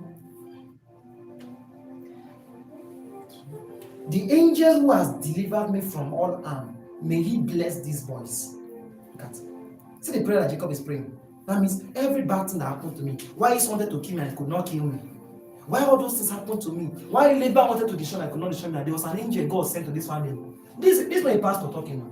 This is just someone's father praying for his grandchildren. Isn't that angel? Look at it. Last one verse 15. Then he blessed Joseph and said, may the God before whom my fathers, you see that, walked faithfully, who has been my shepherd unto this day. That means he had to invoke the blessings of Abraham and Isaac, this Jacob now, on those two lads, Ephraim and Manasseh. He understood what the family carried. Now, try to explain the prayer point. He now said, may the angel who has delivered me from all harm, may he bless these boys. May they be called by my name. Come on, I love this. What's that name? Israel. Let that my Israel name. What will you that these guys were called Israelites? Because their father named the names on them. What your life look like that name? When you become 80 years, you found out that your destiny was to enter the promised land. When I just telling you at it. Because they didn't teach you well from 20 something, from 15, that this family were Israelite too. But when we stopped, I thought I was teaching last week, when we stopped was you're supposed to go to Canaan land. The explanation is not, your life is supposed to be a continuation of where they stopped. But some of you don't even know what your family carries. So you went back 20 years backward and leave your life till you got to where your mom just got. What I mean is some of you don't continue from where they stopped. You went back and you guys start from where they started their own life. And you're going that same route again. It's like as what happened to your mother at 20, so it happened to you at 20. So most likely what happened to her at 55 happened to you at 55 too. Because you are just backdating your life. No knowledge to keep you abreast of what to do. Are you learning something? Yes. Let's look at on that scripture, Numbers 27 verse 4. Is there KJV on this phone? Don't like this.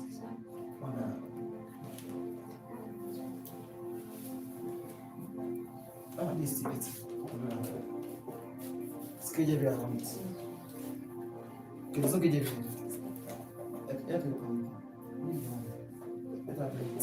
Numbers 27 verse 4. I want to show you something. Continuity and generation transfer. Just leave it permanently in the KJV. Sorry for the inconsiderate. Genesis, Numbers 27 verse 4. They don't know. Okay. What you need to me. Why should the name of our father be done away with from among his family? Because he had no son. Give us therefore a procession among our brethren. These are daughters. A man gave birth to only girls.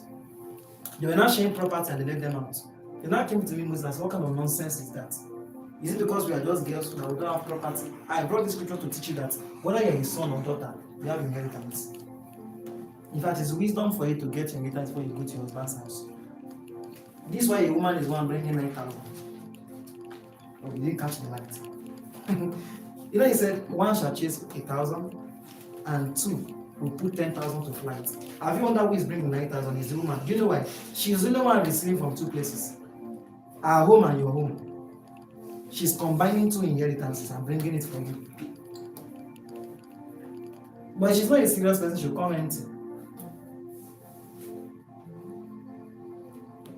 She doesn't bear their name anymore, but she should have carried some property from them. Some even invoke the curses they are bring it instead for their daughters that will be born. No. That a woman does not mean you don't have inheritance in your father's house. Content. I don't mean property. Not that I'm driving property in Africa here. You just die death of your. I mean you contend for real spiritual substance. Even though you're a daughter, carry what is in a family first. The good things. Deal with the causes, carry the good ones. So when your husband comes to meet you, you are already guided. You are loaded. You carry something. You are bringing something from where you are coming from. But if not even know what the inheritance is, you bring nothing. Every inheritance on earth, both spiritual and physical, always work by discernment. You must first notice it. You must first spot what it is. Then you bring it over. If you don't know what it is, you can't bring what you don't know. You must first know it. It was in the place of prayer God told me this. That's what I used my service here for. Since I was not preaching, I used to face my destiny. I was asking questions, finding out things. So I found the substance in my family. I found the various battles I would have to fight. I found out the giftings. Then God told me, hey, your dad is a prophet. But he didn't start the ministry God called his life. That's why you have a strong prophetic call as part of your apostolic ministry. Beautiful. He said, go and ask your mom. She's supposed to go to teaching, school of teachers, teachers college. because she has a very sound teaching grace that she never used. Then she was still alive, so I asked her, "You're supposed to be in high school teaching." She said, "Yes, I was supposed to." Yes, but maybe she won't do the training and she has a certificate. These teachers, that teaching thing, that FC thing, then something like TRC and those kind of things, those that they train teachers and the rest like that. And God said that's why you are revelation, a combination of prophetic and prophet plus teaching. That makes up a revelation. I said, wow. So now it didn't come by impartation, it came by death. Oh my God. That means that grace did not come. It came because of the kind of father and mother that gave birth to me. The teaching aspect did not come from my dad. My mom brought it from where she's coming from and brought it to the house. And that came with the prophetic. I intend to interface with these things. That's why even my other, so even if they don't touch Bible for the next 6 months, if they carry Bible to teach you, they are very sound. Oh my God. Wait till let them come visit you. Have you heard that guy I'm talking before? He's sound. He's sound with scriptures. He was Bible study secretary when he was on campus at FPI. The other one was Bible study secretary too. Before he became press twice. Grace that has spread across children, all of them have it.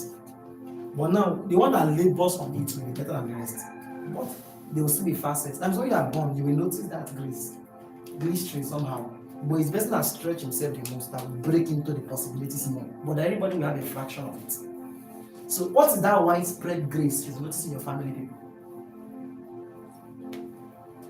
So how else is that wisdom? And whenever God is not using it, it becomes craftiness to manipulate the situation. That's the dark side of it. So I've really studied. There are families that everybody sings well. I think Sharon was telling me one day her mom sings well. And all the siblings. And they do orchestra in the house. Not training, that means that they sing well. That's not a joke, it's a grace. That is not my family, that is for me, not my family. My dad singing this place, the keyboard is not play keyboard again. It's like John Praise will playing keyboard. And the most important thing that he's very impressed by himself. He was not concerned, he's very impressed, he doesn't care about the fact that. So that's it. So what are the graces you've traced in your family? Go and contend for all of them. This break you are going for. And how to give a good prayer point. If the causes are disturbing me without my consent, why are the blessings not disturbing me without my consent? Sure, they did not ask for your opinion, they came and sleep with you again. They did not ask for your opinion, you are broke. They did not ask for your opinion, they are pressing you. But why? But blessing now is not working. Why are both of them not working at the same time? The one that will decide, I will deal with the causes, the blessings must break out upon me. They are here. One strong thing I saw my family was leadership grace. It affected down to my mandate, imagine. That's answered the person's question I was answering. Like I said, what's the difference between your personal assignments and family? I think someone asked that question one day at TISO, right? And answered that question. That I came for Q&A in TISO. Someone asked that question. That's it. Then, among my dad's friends, when they start talking, the rest listen. Even though that he's older than by 5 years. Sometimes you book some and they are standing like this, they are shivering. In church, they respect them. Any church is part-time. You can't come and do nonsense here. If a man or something, you can just say, Baba, when they respect you, but it's disappointing. And one time it's not, I didn't know that you can talk like this. That respect, that honor. So and these are the friends not to. It came on. These things, but it works by discernment. You must sense it, you must notice it, write them down, begin to contend for them to walk in fullness in your life. For some of you, your life is in a little post of what your family carries. That means, guess what? You are being manipulated by the devil against your rights. How will the family be family of wealth? You can't buy kuli to honor them. You go to the place of prayer and say, what's the meaning of this nonsense? Why is my life like the opposite? Now, someone like some people, but based on the way God bless their family, even if they are lazy, they can't look for money. That's what they call the blessing. Even if they are lazy, the level of money they can't look for because of that is what your family carries. How come you plus work plus business join? You can't boast of 2K. the reality of God. No, you're not working in your inheritance yet. You will rebel against it. You will rebel against it. Sometimes it is so, God made it so coincidental that it affected down to your name. Honey mixed with wealth. Imagine that kind of name. That had a name I shouted. And that same Ola is going to marry Olawale. Those things are not coincidence. This is God doing something. I'm not even joking. I'm trying to show that these things are very prophetic. Yes, sir. Very, very very, very prophetic. Look at these things. That means two worlds are coming together. You can't be looking for kuli money. All wrong now. Hold on. You will complain until you enter into the fullness of your inheritance. So first be sure that you not give you the name out of pity, out of joy. But some of you have designed that. They gave you that name prayerfully. Prayerfully.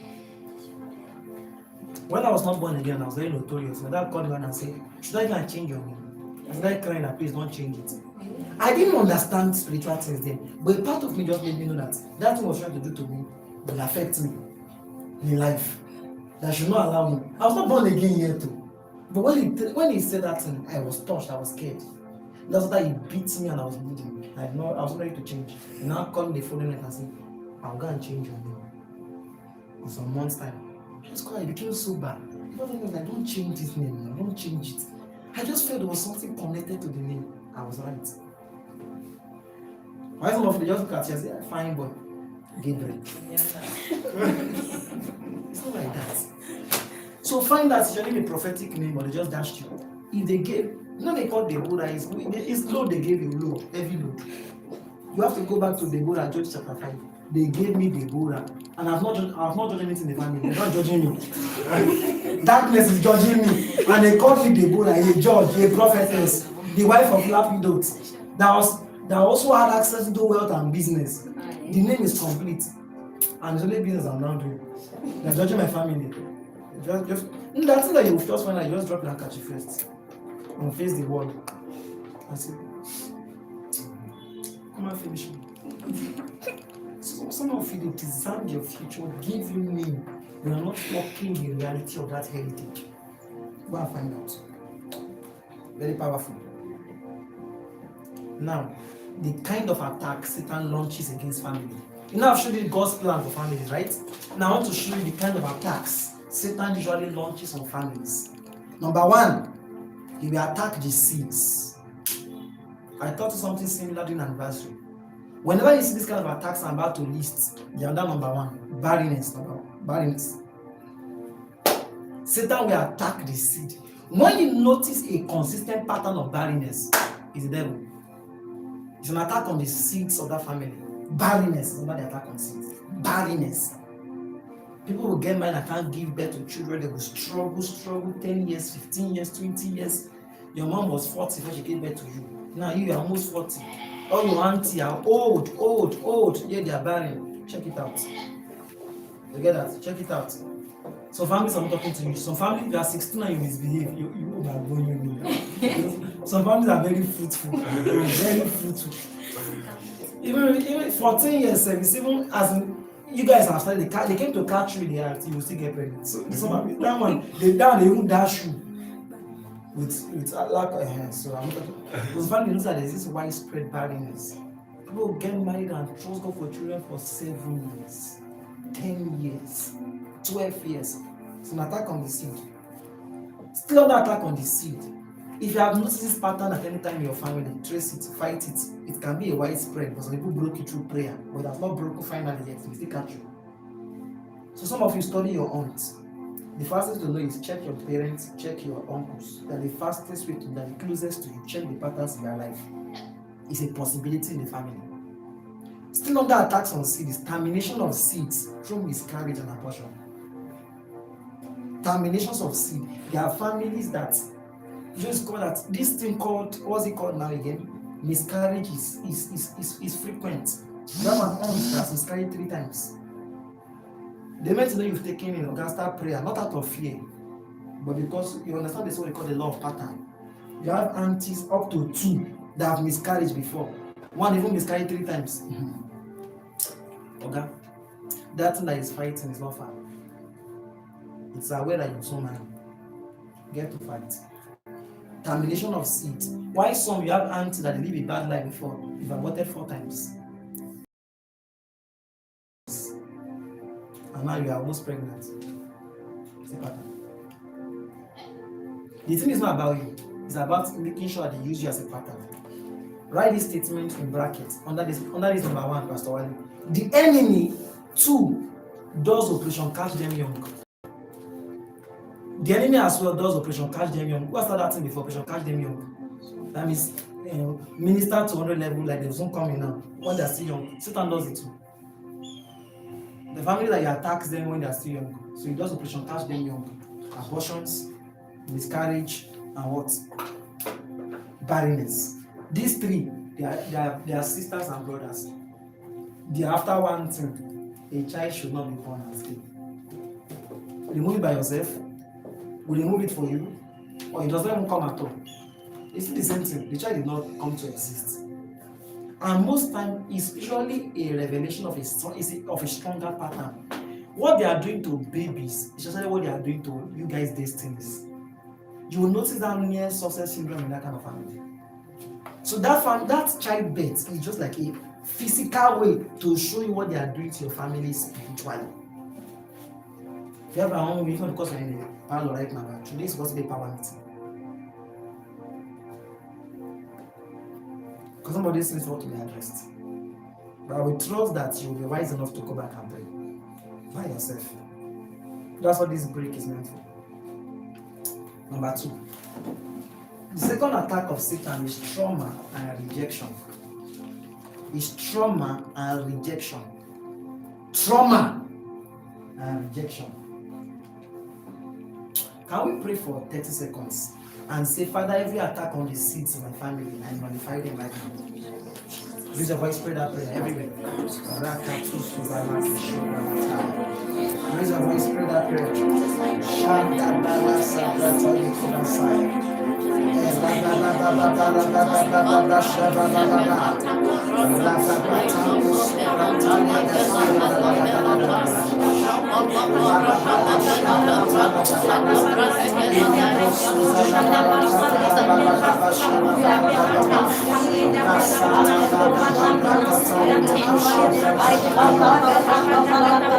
In Jesus' name we have prayed. Number 2, trauma and rejection. Very serious matter. Oh God. What is trauma? I will give you 3 definitions for. Should I shock you? This is Satan's strongest attack on any family. This one. He prefers number 2 to number 1. Because number 2 can be there and you don't know that it is there. Some of you've broken many relationships, not because those guys always have problems. It's trauma. It was transferred to you. Trauma's work is one thing. Don't have a healthy and balanced one. Let's proceed. Trauma is the negative effect that happens inside of you. Can you see that? This other one happens outside. People can see it. But trauma, we can't see it. We only see the effect. Trauma is the negative effect that happens inside you because of what happened to you. Oh my God. Trauma is the negative effect that happens inside you because of what happened to you. So something terrible happened to you. Because of that, something begins to happen inside of you. Fear. So all those things called fear, rejections, etc., low self-esteem, they are actually consequences of trauma. There is no low self-esteem that came by itself. I'm telling you, no competitive spirit just came because you are an insecure person naturally. No insecurity came by itself. If you ever notice fear in someone's life, fear of any kind, the fear of marriage, homophobia, fear of relationship, fear of wealth, fear of prosperity, if you ever notice any fear in someone's life, any competitive spirit, any low self-esteem, trauma. Some of you looking at me right now traumatized, but you don't know. You can be traumatized for 5 years, 10 years, and not know until something comes to bring it out. How to know you are traumatized? Don't laugh. It's not funny, but it's funny to me. How to know you are traumatized? Because I just remember some events now. Is whenever you overreact to any situation, you're traumatized. If there's anything in your life usually overreact to is trauma.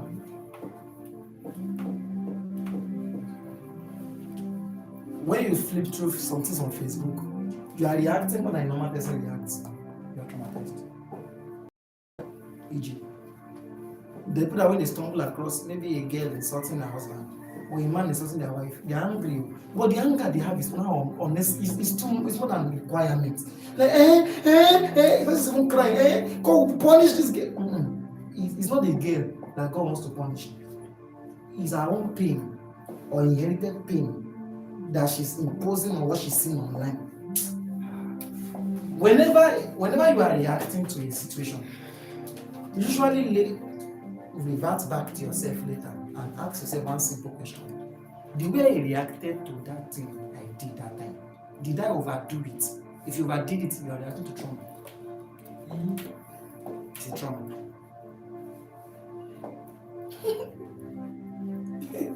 I just noticed something now. That means it was trauma. When you overreact to a situation, you are traumatized. It's not the person that you are dealing with that moment that's your problem. You already have a problem. We are exacting your frustration on that person as a victim. Most times people are traumatized. They are not the person they are reacting to is not the offender.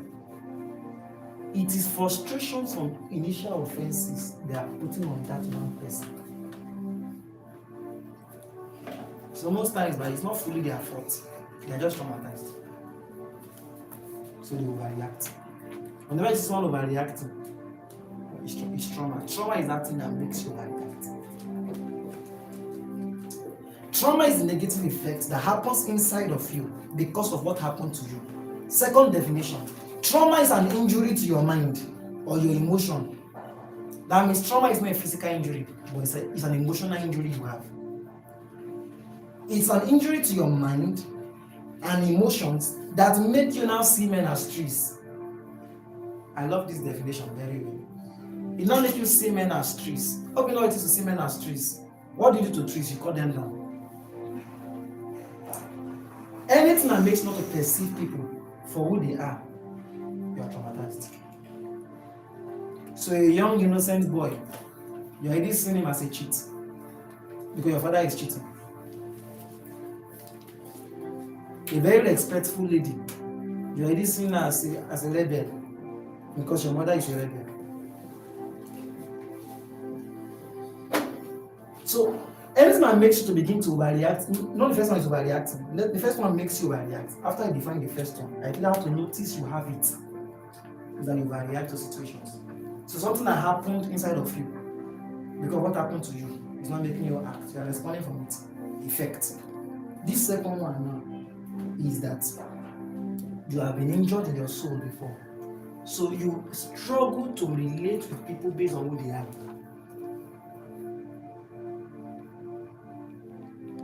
So the person that offended you is different. Leave that girl alone. Leave that boy alone. I've told you before. There's a day we finished with. After I said walk up to 10,000 people and tell them welcome to meeting. And I walked up to someone and I came to shake her hand. But as soon as I touched her hand, she vibrated multiple times. I could sense the fear. I had experience. I was laugh. I walked away.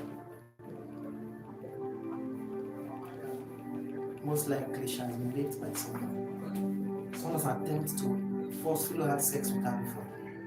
So even though she was public, because she didn't keep her guide at that moment, and it was not the anointing she was reacting to, I can sense the difference. Alright? Sometimes you see it's fire, it's fire that is burning her. So maybe fire is not burning them anything. It's trauma that is burning her. She's the way she reacted. And she's new. But she has been around for some months. I said, okay. I said, I'll see this person when she comes back home. I didn't say anything. Just kept quiet. I said, come on. It's trauma. There are people that were raped because they caused it. Should I explain? That means the person that raped them, they didn't plan to. What the person was trying to do, what he was going to do. They overreacted, and the person got person now became interested. Let me give an example. Maybe the person plugged his phone at that place where Pastor Wale is sitting now. The person was now going to go and unplug his phone, and the lady was sitting down there. So Pastor Wale now came consciously to come and pick the phone. You know, react. Is that time that it now comes to the guy's consciousness that a lady is even here. So that thing that is even going through your mind, let me now do it to you. So trauma usually puts you in more trouble because it brings you to a situation that what you are scared of always repeats itself again and again. Whenever people sense fear in you sometimes and they don't have a good heart, they will take advantage of it and do the exact thing you are scared about until you work on your fear.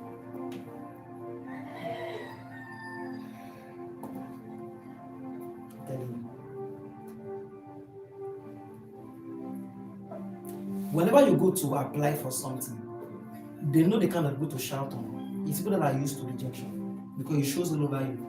Like part of you, you know that they will shout on you and they won't disappoint you. There's someone else that shows up and before you shout, you check yourself everywhere because they mount. People like that, they mount, they are good. But you now, you're coming just to come and submit ordinary clearance and you should sign it. All over you, are scared. Yes, sir.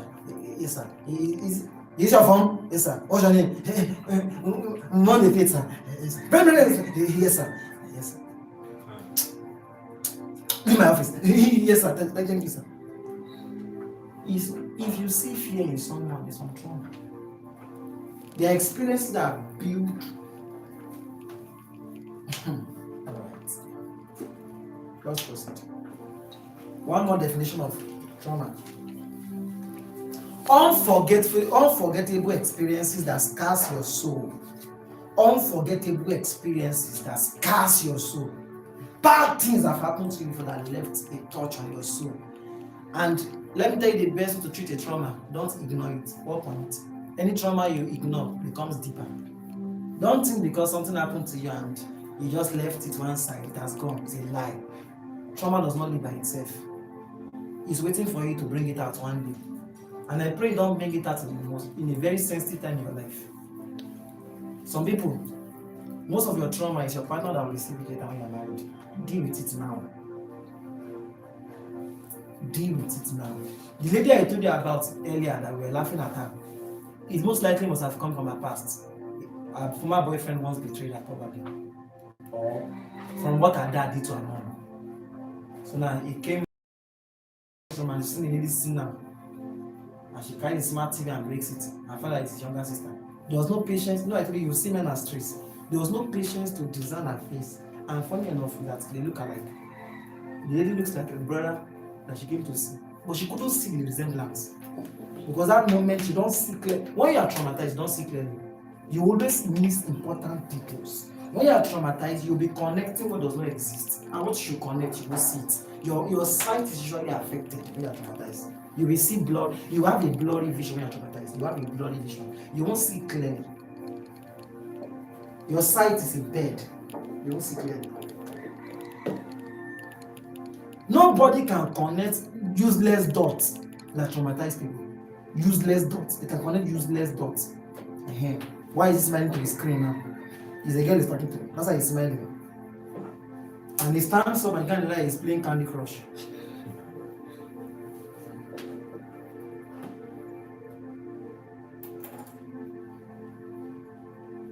Whenever you're overtensed, sometimes you sit back. Is what you are suspecting really happening, or you're just under pressure? And I've always noticed most times you are traumatized, the other person on the other end is not even aware of what you're going through. Person is just living their life. Person is living their life peacefully, you're the one that is just dying, killing yourself, swallowing something. Person is very, very happy. Say, irresponsible woman, useless woman. I know what she's thinking about now. Why she found her face? She's thinking about how to flaunt my next instruction. And she's catching body because I've not been praying well. How will I put my life together? I said it. After 1 month, my mom told me that she couldn't please my father anymore. This one too, you have a frowning face about that. He's catching burden. He's catching burden. He's burdened. In this current Nigeria, I will not be burdened for something. You'll be burdened. As Clifford said, at times I'm very burdened. I walk out of the house. My wife, what's wrong, man? Nothing's wrong with it. I'm burdened. Like Apostle Jonathan said last year, in the 2 morning. You can't marry a pastor and sometimes you're going to be laughing. I thought it's going to be when we're burdened. From what you saw, and they can't talk about it yet. It's leaving you, not tell you. I saw him that beating a reason in a dream. But at the moment, he can't talk about it, but he's burdened. You say, yes, I said it. Man, after 1 month, you can't please them again. That's why they be carrying face up and when he goes and see another girl and you laugh, you just wait till you go to meet him. And see how he's laughing and laughing. See how he's laughing.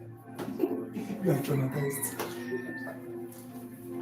You start connecting what does not exist. I know what that always does for you. You always make events to confirm your frustrations. Things just be working exactly like your fear. The guy will now to go and buy some meat pie for blessing. Something now delay him, he met his old classmates. He will now laugh. And that girl, he told me we bring meat pie by 8. This 8:30. And it's, some even go ahead to say, that girl that house before my house, she stopped Chiba. And the first thing is like, don't act surprised. God, he's surprised. Say which girl? Oh, Franca. What about her? Say, you're not coming from my place. No, I've never been to her place before. It's like as if I just enter her house. Trauma.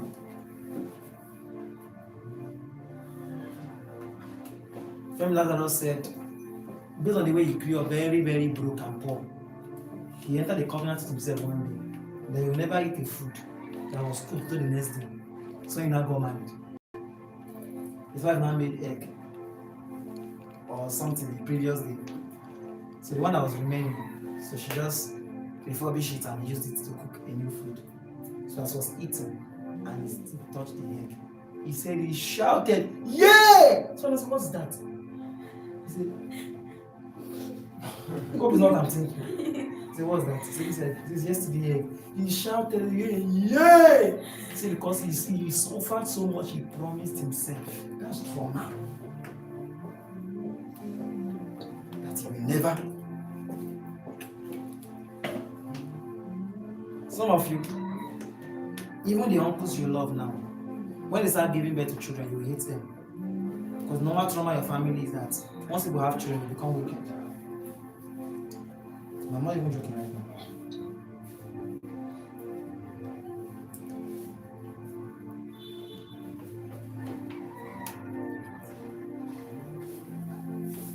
Trauma can also come from a grief due to a great loss. Someone died and you could not forgive yourself. You could not forgive God. Some trauma comes from great grief. You lose someone that was so close to you until now you've not recovered, something like that. Heal up. So if you lost someone and you did not recover.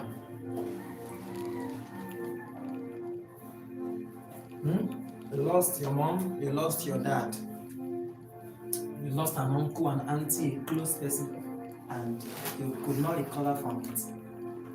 You could not forgive yourself. You lost a church member, a close person. Or that heal up. If not, more damages than the person's death will happen because of the trauma. Loss that come from trauma that comes from divorce or heartbreak. If your heart has been broken before, I have an advice for you. After this meeting, take a walk. Pursue your roommate and take a walk. Take a walk for a while and ask yourself sincere questions. Have I healed up to affect you? The first lady I asked out in my life did not reply for 8 months. And then I asked her back, she said, I thought I told you no. But what she told me was I should go and pray that God should talk to me, that God would talk to her. The next time God pointed someone to me, I did not go. I was scared. The second person did the same thing. When I now saw the first person that told me yes, it was my last relationship, I refused to go. I didn't want to go. I was very scared. I looked at the person, the pastor that was pastoring me, and told me, I said, I'm never going to ask anything else in my life again. If the girl cannot discern, I'm in love with her. That's strong. And so your life will come to an end because 2 years do not agree. That's nonsense. That's rubbish. What do you listen to me? I don't know. I'm not entering relationship again. If God does not bring a wife by force and I'm not marrying, I'm not doing it. It's trauma.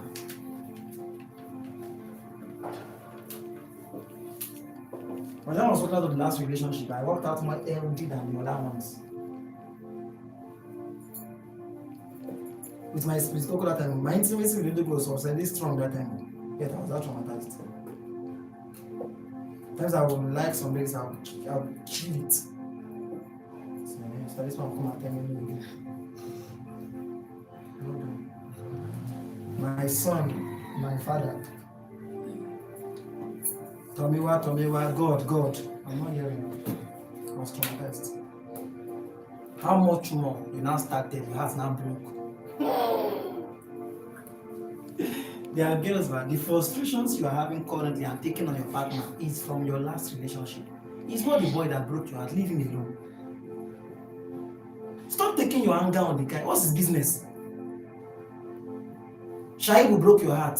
Now you're dealing with Samuel. What's his business? What's his business? It doesn't concern him. What Shaibu did is his business. It does not concern Samuel. Leave Samuel alone.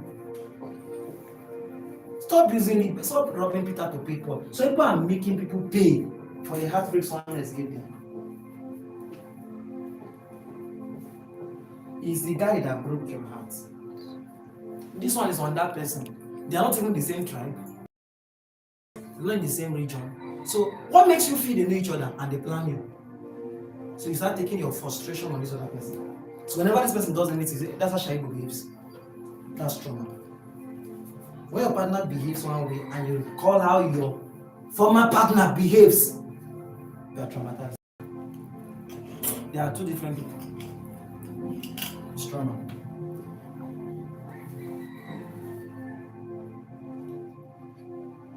There were certain things I did not like in the last relationship I broke out from. By the time they wanted to make me feel like that's the same thing my wife was doing before I got married. I had to bring myself to a wise conversation. And I had that conversation with myself, I think the last week of December before I got married. I had to practically tell myself it's not the same. And I proved what time it's not the same. Because why some of those things really got at me that time and became a trauma was that the person was so spiritual, even more spiritual and religious than my wife. So I didn't expect that certain things could. So when it happened, it made me. So when I saw someone that I felt was not as religious as she was, so I used one that can discount, and this one is doing that means I'm even more safe.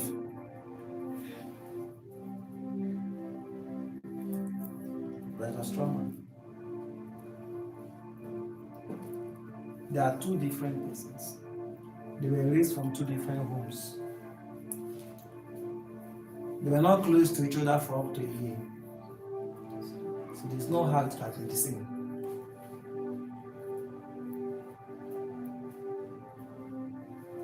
You get it? So trauma means you'll be making someone else pay for someone else's character. If you've ever been in a relationship before and the person didn't treat you well in some aspects, be very careful to differentiate it from when the current person is doing something that looks similar, but that is not it. Sometimes it may look similar, but the motive may be the difference. The other one may be really wicked, but this one does not just know better. You may just need to call the person's attention to it patiently.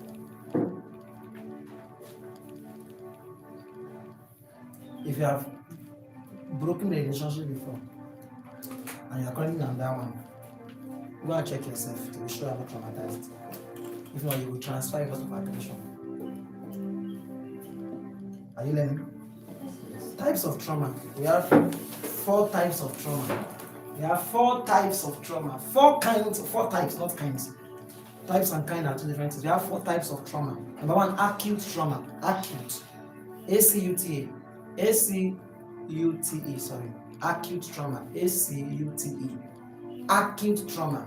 This results from a single but intense event. That means only one thing happened to you, but it was very deep. That's acute trauma. E.g., accident. So when you enter a car, you are scared. That's acute trauma. You don't have to have 4 accidents to be scared of accidents. You need to have 1. So one thing happened to you, but it happened, the impact was heavy on you. If you don't heal up, you will use fear to cause it to happen to you again and again. So acute trauma means one thing happened to you, but it happened with so much impact. So it happened only once, but the impact is reoccurring in your head, in your mind, in your spirit, in your soul. It left you with so much damage. That's acute trauma. It's from a single event, but it's very intense. E.g., accident, robbery.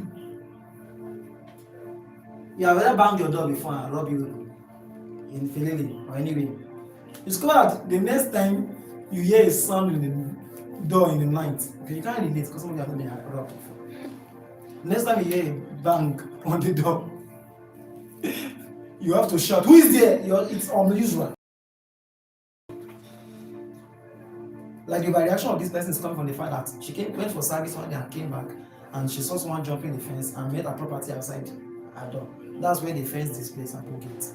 So most of her reaction on student life, she feels like the thief coming back again. It's trauma. You know, as much we laugh at her, we're angry at her, we can't blame her. She's traumatized. It's that same event. So whenever someone is coming, that is not someone that she gave the house to, you look like that thief of that day. She's actually shaping your head to look at person's head. It's trauma. When you have been robbed before or accident happens to you, you become traumatized. Natural disasters too. Flood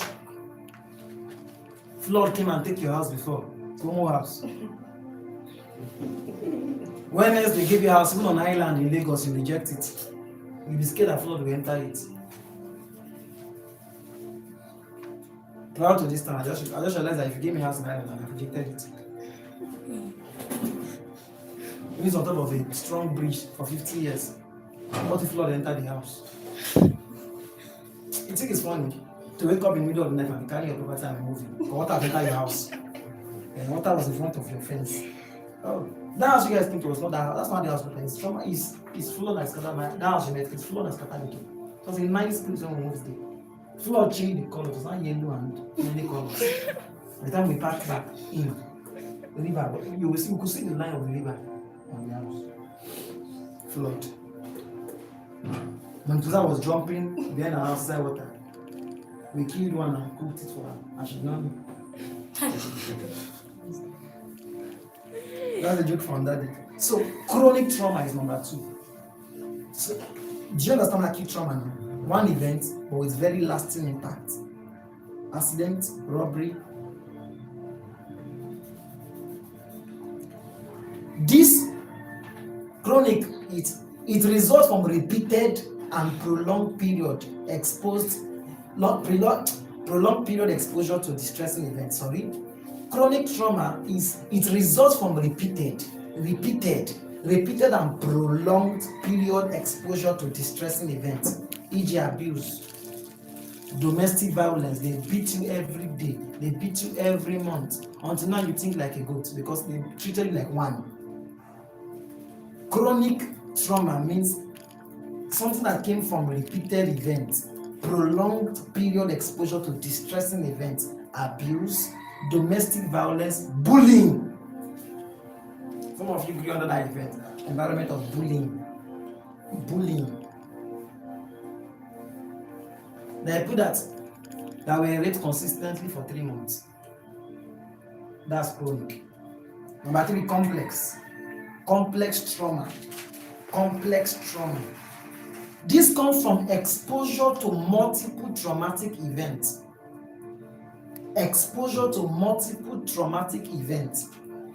But this is the annoying one. This one is caused interpersonally. This one is caused interpersonally.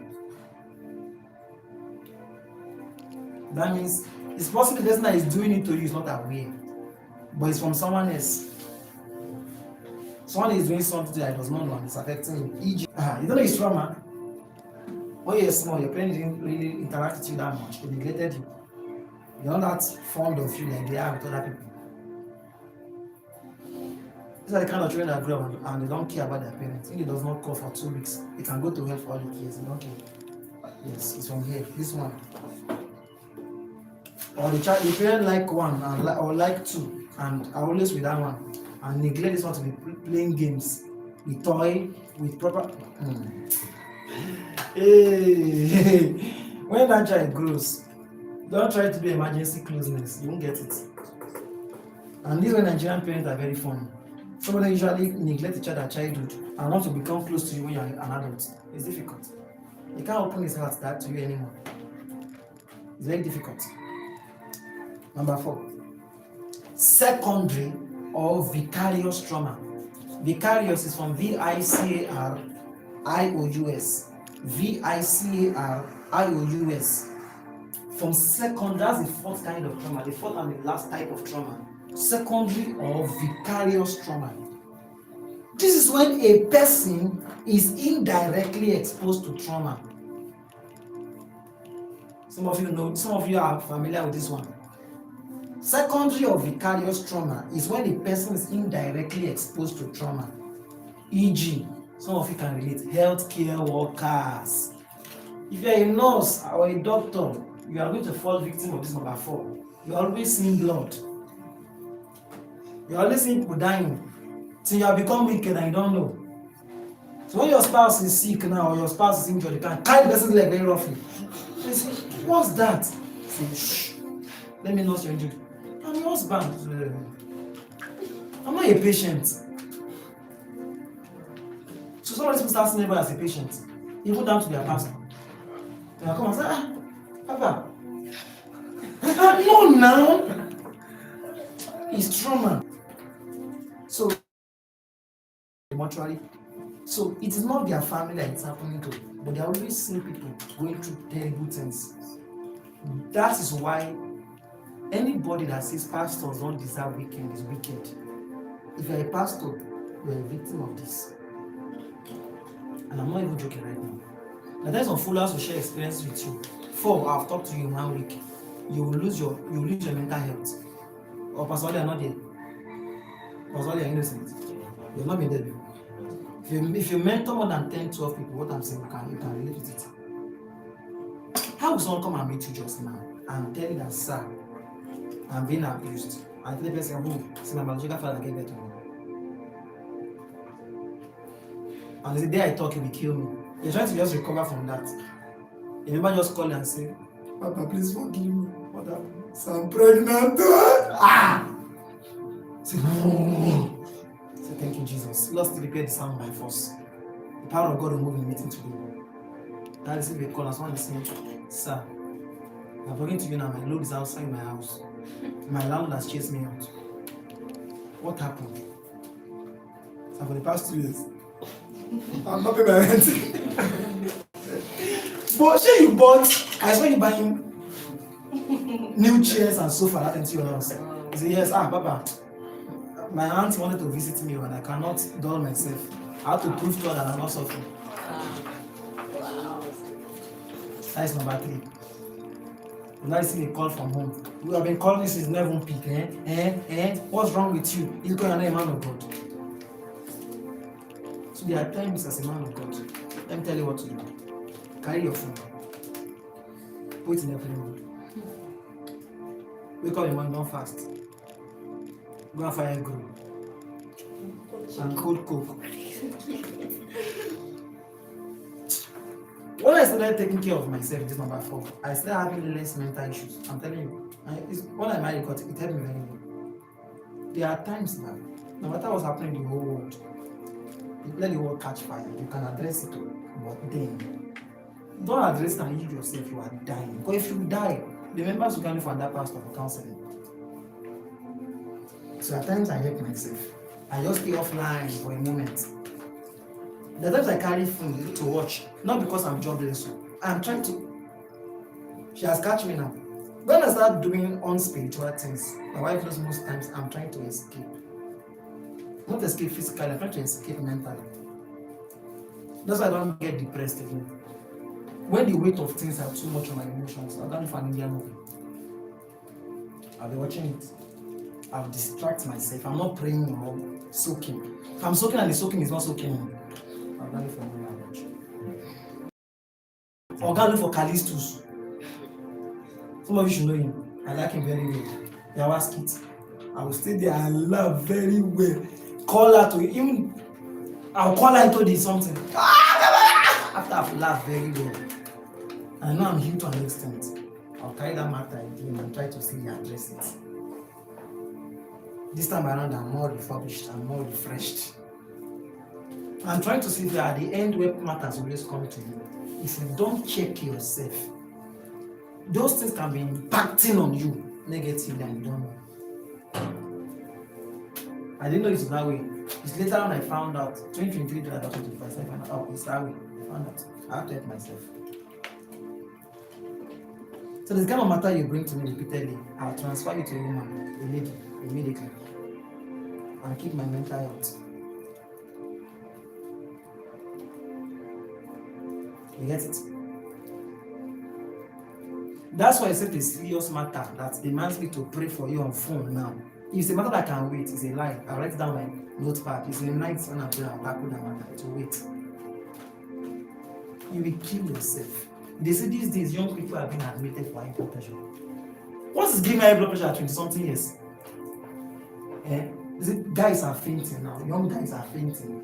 And they take them to hospital for heart attack, hypertension.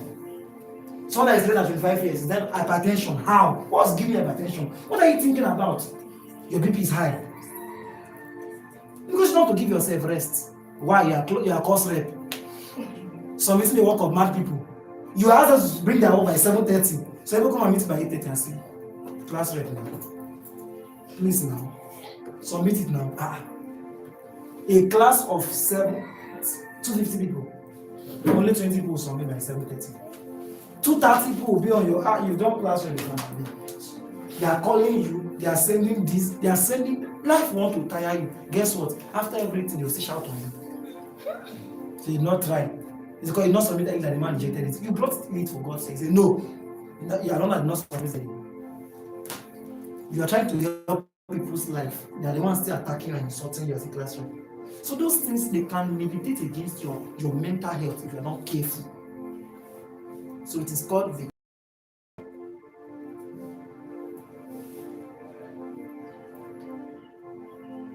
give me the second one, I guess it's dead. Wow. How long has it been dead? No, it's not very long. Thank God you guys caught it. It's called Vic. Have you seen it? It's in that carton. I brought it here. It's supposed to be on top of the table. Yes, that's it. Thank you.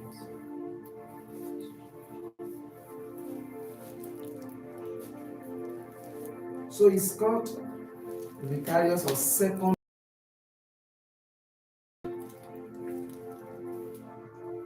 It's called vicarious or secondary trauma.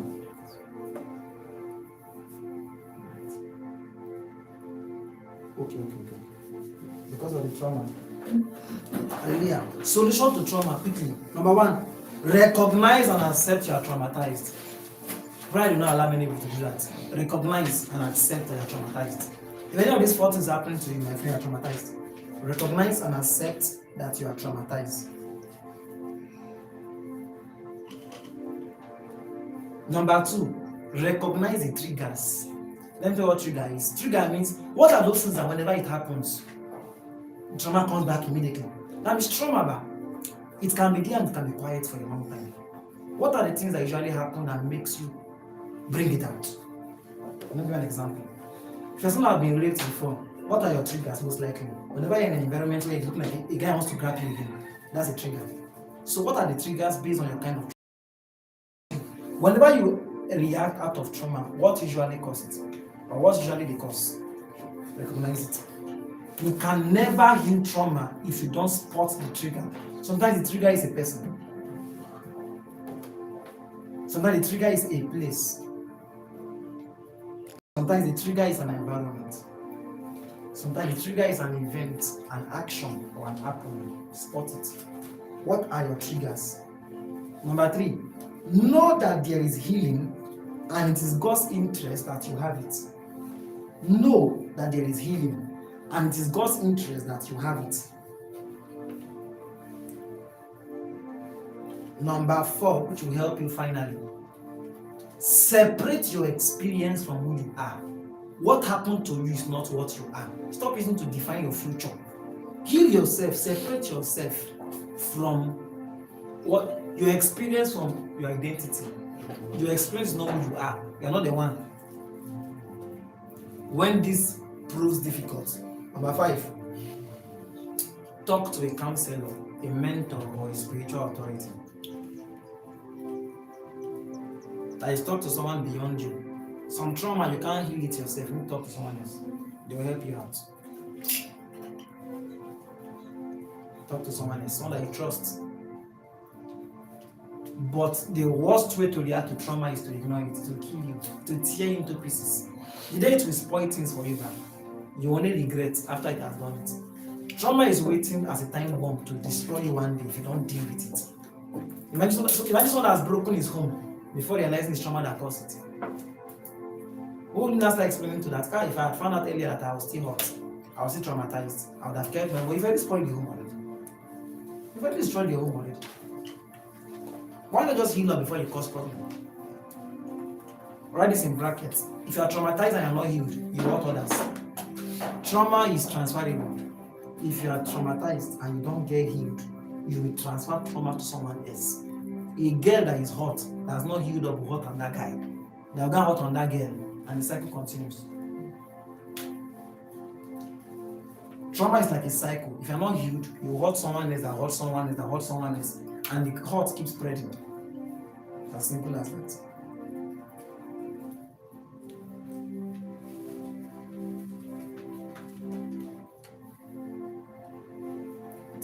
You know, I mentioned both trauma and rejection just now, right? Now let's look at rejection. 2B, rejection. I'll stop the teaching in the next few minutes. Rejection. What is rejection? Rejection will lead you to, whenever there's rejection, it will raise rebellious children. I'm telling you. So whenever you see a rebellious child, and the mother is trying to change him something at a 10, trace the roots. Most times rebellious children are brought of rejection. When people feel rejected, they rebel. Malachi 4 verse 6 is a scripture I want to study later. It says, shall come to pass in that day I will turn the hearts of children to their fathers and fathers to their children, lest I smite the earth to the curse. That means, according to God, is that it is possible for the heart of children to be turned away from their father, and for the heart of fathers to be turned away from their children. It's called rejection. That means it's possible for parents to reject their children, and for children to dislike their parents. It's possible. I'm telling you, it's very possible. Children can dislike their parents, and parents can dislike their children. We call that a rejection. Very terrible thing. It usually bets more rejection, right?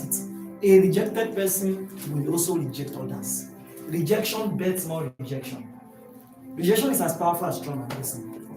Someone that is rejected will also be like a traumatized person. I'm about to say something that will surprise you now. You will be very, very surprised. You know why I tell you I pity both victims and their captors? I'll tell you why. When people are rejected, they react in two different ways based on their agenda. Listen. The ladies will struggle with trust in their marriage. They will struggle with trust and marriage. When a lady is rejected, they will struggle with trust and they will struggle with marriage. So any girl that grows up under a family where she didn't feel loved by her father or her mother, any of them, she will always have trust issues and she will struggle with marriage because she can't trust her husband. The man will do its own through violence or sexual disorder.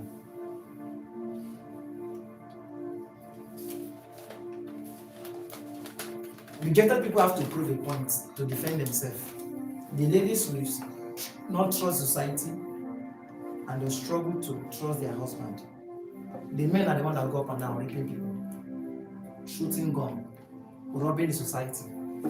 Everybody you see who is causing problem today, holding gun as a tout, as a thug during election, is someone's rejected child. Love for your children is not a choice, it's compulsory.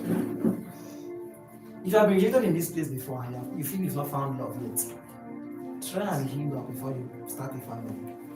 You will transfer it to your children. So those men like to prove their manpower by overpowering ladies and raping them, or carrying gun. They will use gun, or they will rape. The ladies will struggle with trust, struggle with marriage, struggle with submission to their husband, rejection. That's why it breeds. So are you seeing that Satan has a long-term attack against families? Let's look at his third attack. Prostitution. Prostitution is not an attack against Christianity directly, Ebenezer. It is first an attack against family. Okay. No time I'll have explained it. Maybe some other day. Prostitution is an attack on families. It's an idea. Why will you give birth to me and you can't tell me who my father is? Because 17 men slept into that same week. So what's that idea? Is to damage the identity of that child. Hoping that child will never recover. Except God helps him. When you say, Mommy, where is my father? He said, I don't know who your father is. Mommy, who is my father? He can be one of these 5 people. There's something it does to the child's mental health. So that's the devil's idea. To traumatize the woman and to traumatize the guy that is going to give birth to. Prostitution, immorality, these are attacks of sin against families. Perversions. When a man starts sleeping with a man, it's not an attack against religion first, it's an attack against family. Perversions, gender confusion, Sister Bob, infidelity, it's an attack against family. So that wants to make men just feel like, and now in Nigeria now, I don't know if it's all over the world, but in Nigeria now, we've made it look like as if it's normal for a married man to sleep around. Only women should be faithful. I don't know something from here that only wives should be faithful. There are women now that don't care. Is that bad? Somebody won't say sleep around, but don't just bring the girl to the house. Are you in talk? And some people marry with that. Some people in relationship, they marry that kind of consciousness. They marry that way. Don't bring disease. Just make sure you always care yourself before you come up. And what brought us to that point is to bring us to a point we just feel is normal. That's how it should be. That a man is polygamist in nature. So infidelity, lust versus love or infatuation. So it's not that it's making sure that ladies confuse love with lust and infatuation. So people are not in love, they're infatuated. How you can know you're infatuated is that you're overwhelmed. When you're unnecessarily overwhelmed with someone, you're infatuated with that person. You're not in love, you're infatuated. Love means you can see your senses. That's why things you should talk about the way I'm not happy, don't talk about it because you're infatuated. Infatuated people don't talk about it, don't like it, because they just love the person overwhelmingly. Even when the person is shooting them gun, they love the person like that. They can't talk, they can't complain, they can't speak. Feminism is still number 3. It's an attack. Then I gave the opposite of feminism my own name. I call it toxic masculinity. You use your muscle to oppress ladies because you're a guy. You force this out of their hand. When they talk, you give them blow in their shoulder.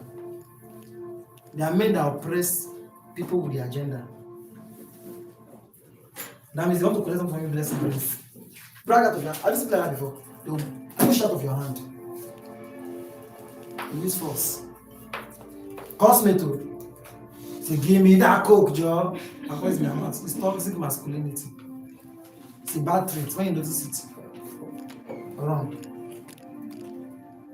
Sexual abuse. Then this one, I just want to, I'm about to say, now some of you will not be surprised, but some of you will be incest. We've heard of many cases of brothers sleeping with their sisters now, biological brothers and sisters under the same parents. I have an advice for you. When children start growing to become 4 or 5, separate them. Before I was say 10, in this generation, children of 4 years are aware of what they're doing. When I was 4, 5, 6, I remember everything I did. Most things I did, so my head was already correct. When children are 4, start carrying tie if they are twin. There's a twin sister that got pregnant for his twin brother recently on Facebook. Start separating tie. I'm teaching you about parenting, and some of you know now. You forget now, later you are shouting at me, carry tie and put him in one room. Carry Kende and put them in that room. When it start becoming 4, separate them. Separate them. Incest is happening now. Siblings sleep with each other now. And still come out from one devotion with their parents. And clap well. The parents are not aware of what's happening. Then when the parents go out for work, they continue. Why should 2 of them be too busy and go out for work and leave children under pain at home with someone else? The same way marriage is intentional. You're not intentional about parenting, you are careless, and you answer God when you go to heaven. Start from now, start planning how you take care of your children. A child of 4 years, you're already giving them to people to stay with them. Stay with people. They came for naming ceremony of your child, or people come home in bulk, maybe during family December period, and you leave your 2, 3-year-old child like a lady. Even a guy. People hate guys now. I've seen aunties that will carry a small boy child and lay them on themselves. Am I okay? I should stop talking. You give birth to children that are 3 years. You know that people plenty at home say if you're from the same church, all of us. You leave the child. You leave your child. You guys are making noise about how Nigeria is spoiling, and Nigeria is already spoiling inside. Don't be careless. It's not paranoia. You're not being paranoid. You're being careful. When it's a kid, you can't trust you can't trust anybody. Put extreme measures. Don't joke.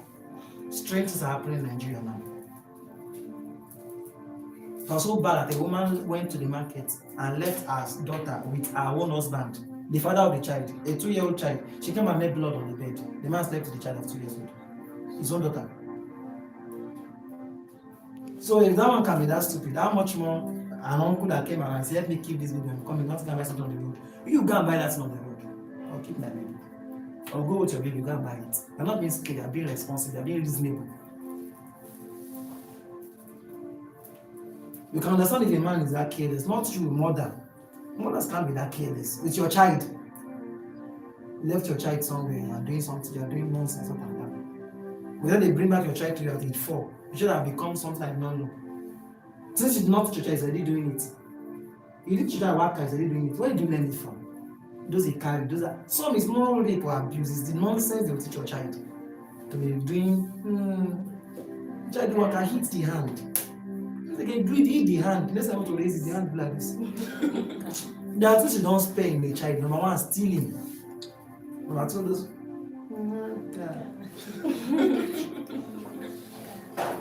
He's sucking, he bites the mom's boss, slap his face. They know they are doing. Yes. Somebody after you do, you not look at the mother's face. Yes. It's from there to learn wickedness from them. You point to that place and hit him. So the next time you know that thing that you did, don't do it again. As soon as a child is born, Adam is already gone. Adamic nature is already there. Wow, where is this there? Don't train the Adam to be comfortable inside of him. You start hitting with him. A visitor comes and brings something, you can't start on the person's hand. The person asks for it, tell the person what. Yes, you teach the child well. It's only Holy Ghost you will display. You can't display Babylon. Who taught you those nonsense? Can't you speak in tongues from boom? You can't speak it out, but you can do what I want. That demon will cast it out. You cast it out. You get? I have just a minute left. Number 4. The final one. 4th issue that wants to cause. Transgenerational effects. E.g. causes. Transgenerational ignorance. What your mother does not put her in trouble and you tonight don't know it. And I'm going to marry. Transgenerational causes, transgenerational ignorance, transgenerational weaknesses. Let me be listening. Number 5, marital issues. Marital issues. Marital issues. If you notice that Satan did not go for Adam directly, he went for his marriage. Transgeneration, marital issues. Marital issues. Under marital issues, either Satan makes you to lack partners. Number 1, lack of partner. That means you are single and you're already 35. Lack of partner, comma, delay in marriage. Marital delay. Number 3, you not marry early or you not marry early, not give you wrong partner, you are finished. Wrong partner, number 4. Number 5, number 4 rather. Divorce and separation under marital issue. Divorce and separation. Then, comma, marital crisis, comma, gamophobia, G-A-M-O phobia. That is fear of marriage. You are scared of getting married. It's a trauma. It's called gamophobia. The number 6 issue, absent parenting. Very bad. Absent parenting. We have 3 types of absent parenting. Number 1, orphan. You don't have parent at all. It's called absent parenting. You don't have a parent at all. Under absent parenting, number 2, single parenting. You had only father growing up or you had only mother. It will affect you. Single parenting. Number 3, this one is the worst. Under absent parenting, your parents are there, but they are absent in your life. You grew up not used to talking to them because everybody's minding their business. I call it parent to child emotional disconnection. That means you are disconnected emotionally. You and your parents are not close. You are more close to one bad boy in the street than your father. Parents, children disconnection or emotional disconnection. Then right, absent father and mother. Emotional and verbal abuse. Emotional and verbal abuse. If we had time, I would have wanted my wife to teach this one. This next one I'm about to read. Forcing God and purity on your children without explanation. It happened in Nigeria well, but thank God. You give birth to children, you want to force God on them and force them to live well without explaining to them why. Why should the boy not touch me? Explain, mommy. You say, no, carry your Bible. If they born you well, don't go to church today. No, they born me well, they don't have born me. Explain to me why I'm going to church. No, it does not concern them. If I give birth, you're not a bastard. Go inside now, carry your Bible, and let's begin to church. Why? Pa! I'm talking, you're talking. No, explain. The why is not rebellion. They want clarification. All right. Number 7, bitterness. Bitterness. Number 8, finally, preference. Preference. Loving one child above the other. Write these solutions down. Number 1, disciples. How to solve the problem of families first, that God will raise people who will go back to start discipling. That means if you are called to that sphere, break down your assignments into this category, except God tells you otherwise. Some people are called to disciple only women, like my wife. Some people are called to disciple men. Some people has to do men ministry, e.g. full gospel businessmen fellowship. That's men fellowship. Like this movie Forge, it's a men fellowship too. Some people are called to mentor young people, e.g. Benjamin Tomiwa for now. Because most people I'm getting that I'm mentoring when they're not yet married. It's later when they get married that you guys now become adults. But for the meantime, God sent to young, because God knew that if I want to repay anything, I'll start for people at a young age. Some of your marriage is already preserved because you met me. You're not going to choose nonsense. If I meet your parents now, it's only a burden I will give them. They will send me out of their house. When I'm done talking, they say, why are you just coming now? Where were you 20 years ago? You say, I cook rice for you, but it's poison. They poison me.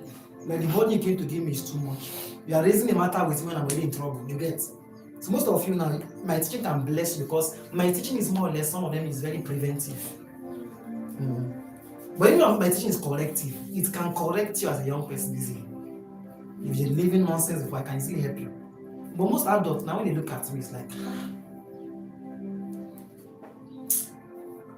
I wish God sent it to me when I was small. I was not born.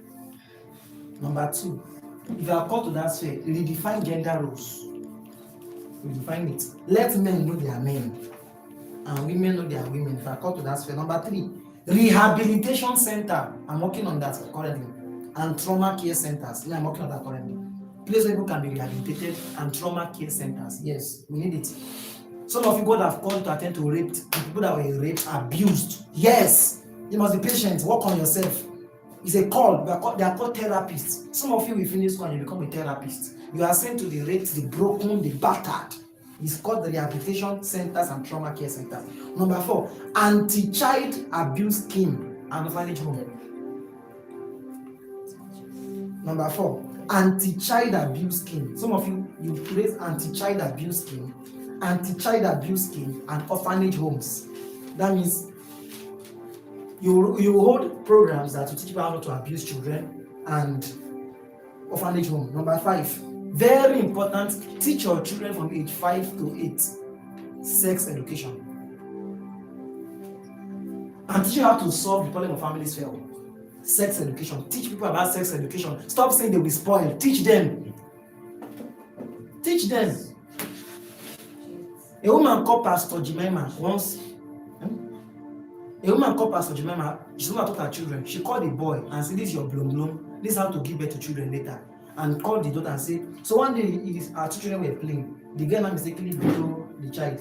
The guy ran into the parlor and was shouting, "Mommy, Sandra has blown my blum blum, my children are in trouble, my future children, my one boy, one girl, she has blown it." You may laugh about it, but she's helping those children. The day an auntie now carried into the parlor to the room and tried to draw down the trouser. You say, "Auntie, why are you touching my blum blum? You want to give birth to children." That's sharp mouth, but it will help him. "Auntie, say like, mommy said she not touch my blum blum. I'll go tell my mommy. Raise your children well, but you don't tell them look like them. "Auntie, what are you doing?" Number 6, ensure the individuals in your family are saved. That's second to the last. Ensure everybody in your family are saved. That's how to solve the problem. Ensure the individuals in your family are saved. Number 7, and the final thing, is called family altars. Family altars. Raise a family altar that can keep your family. Raise a family altar. Think by the grace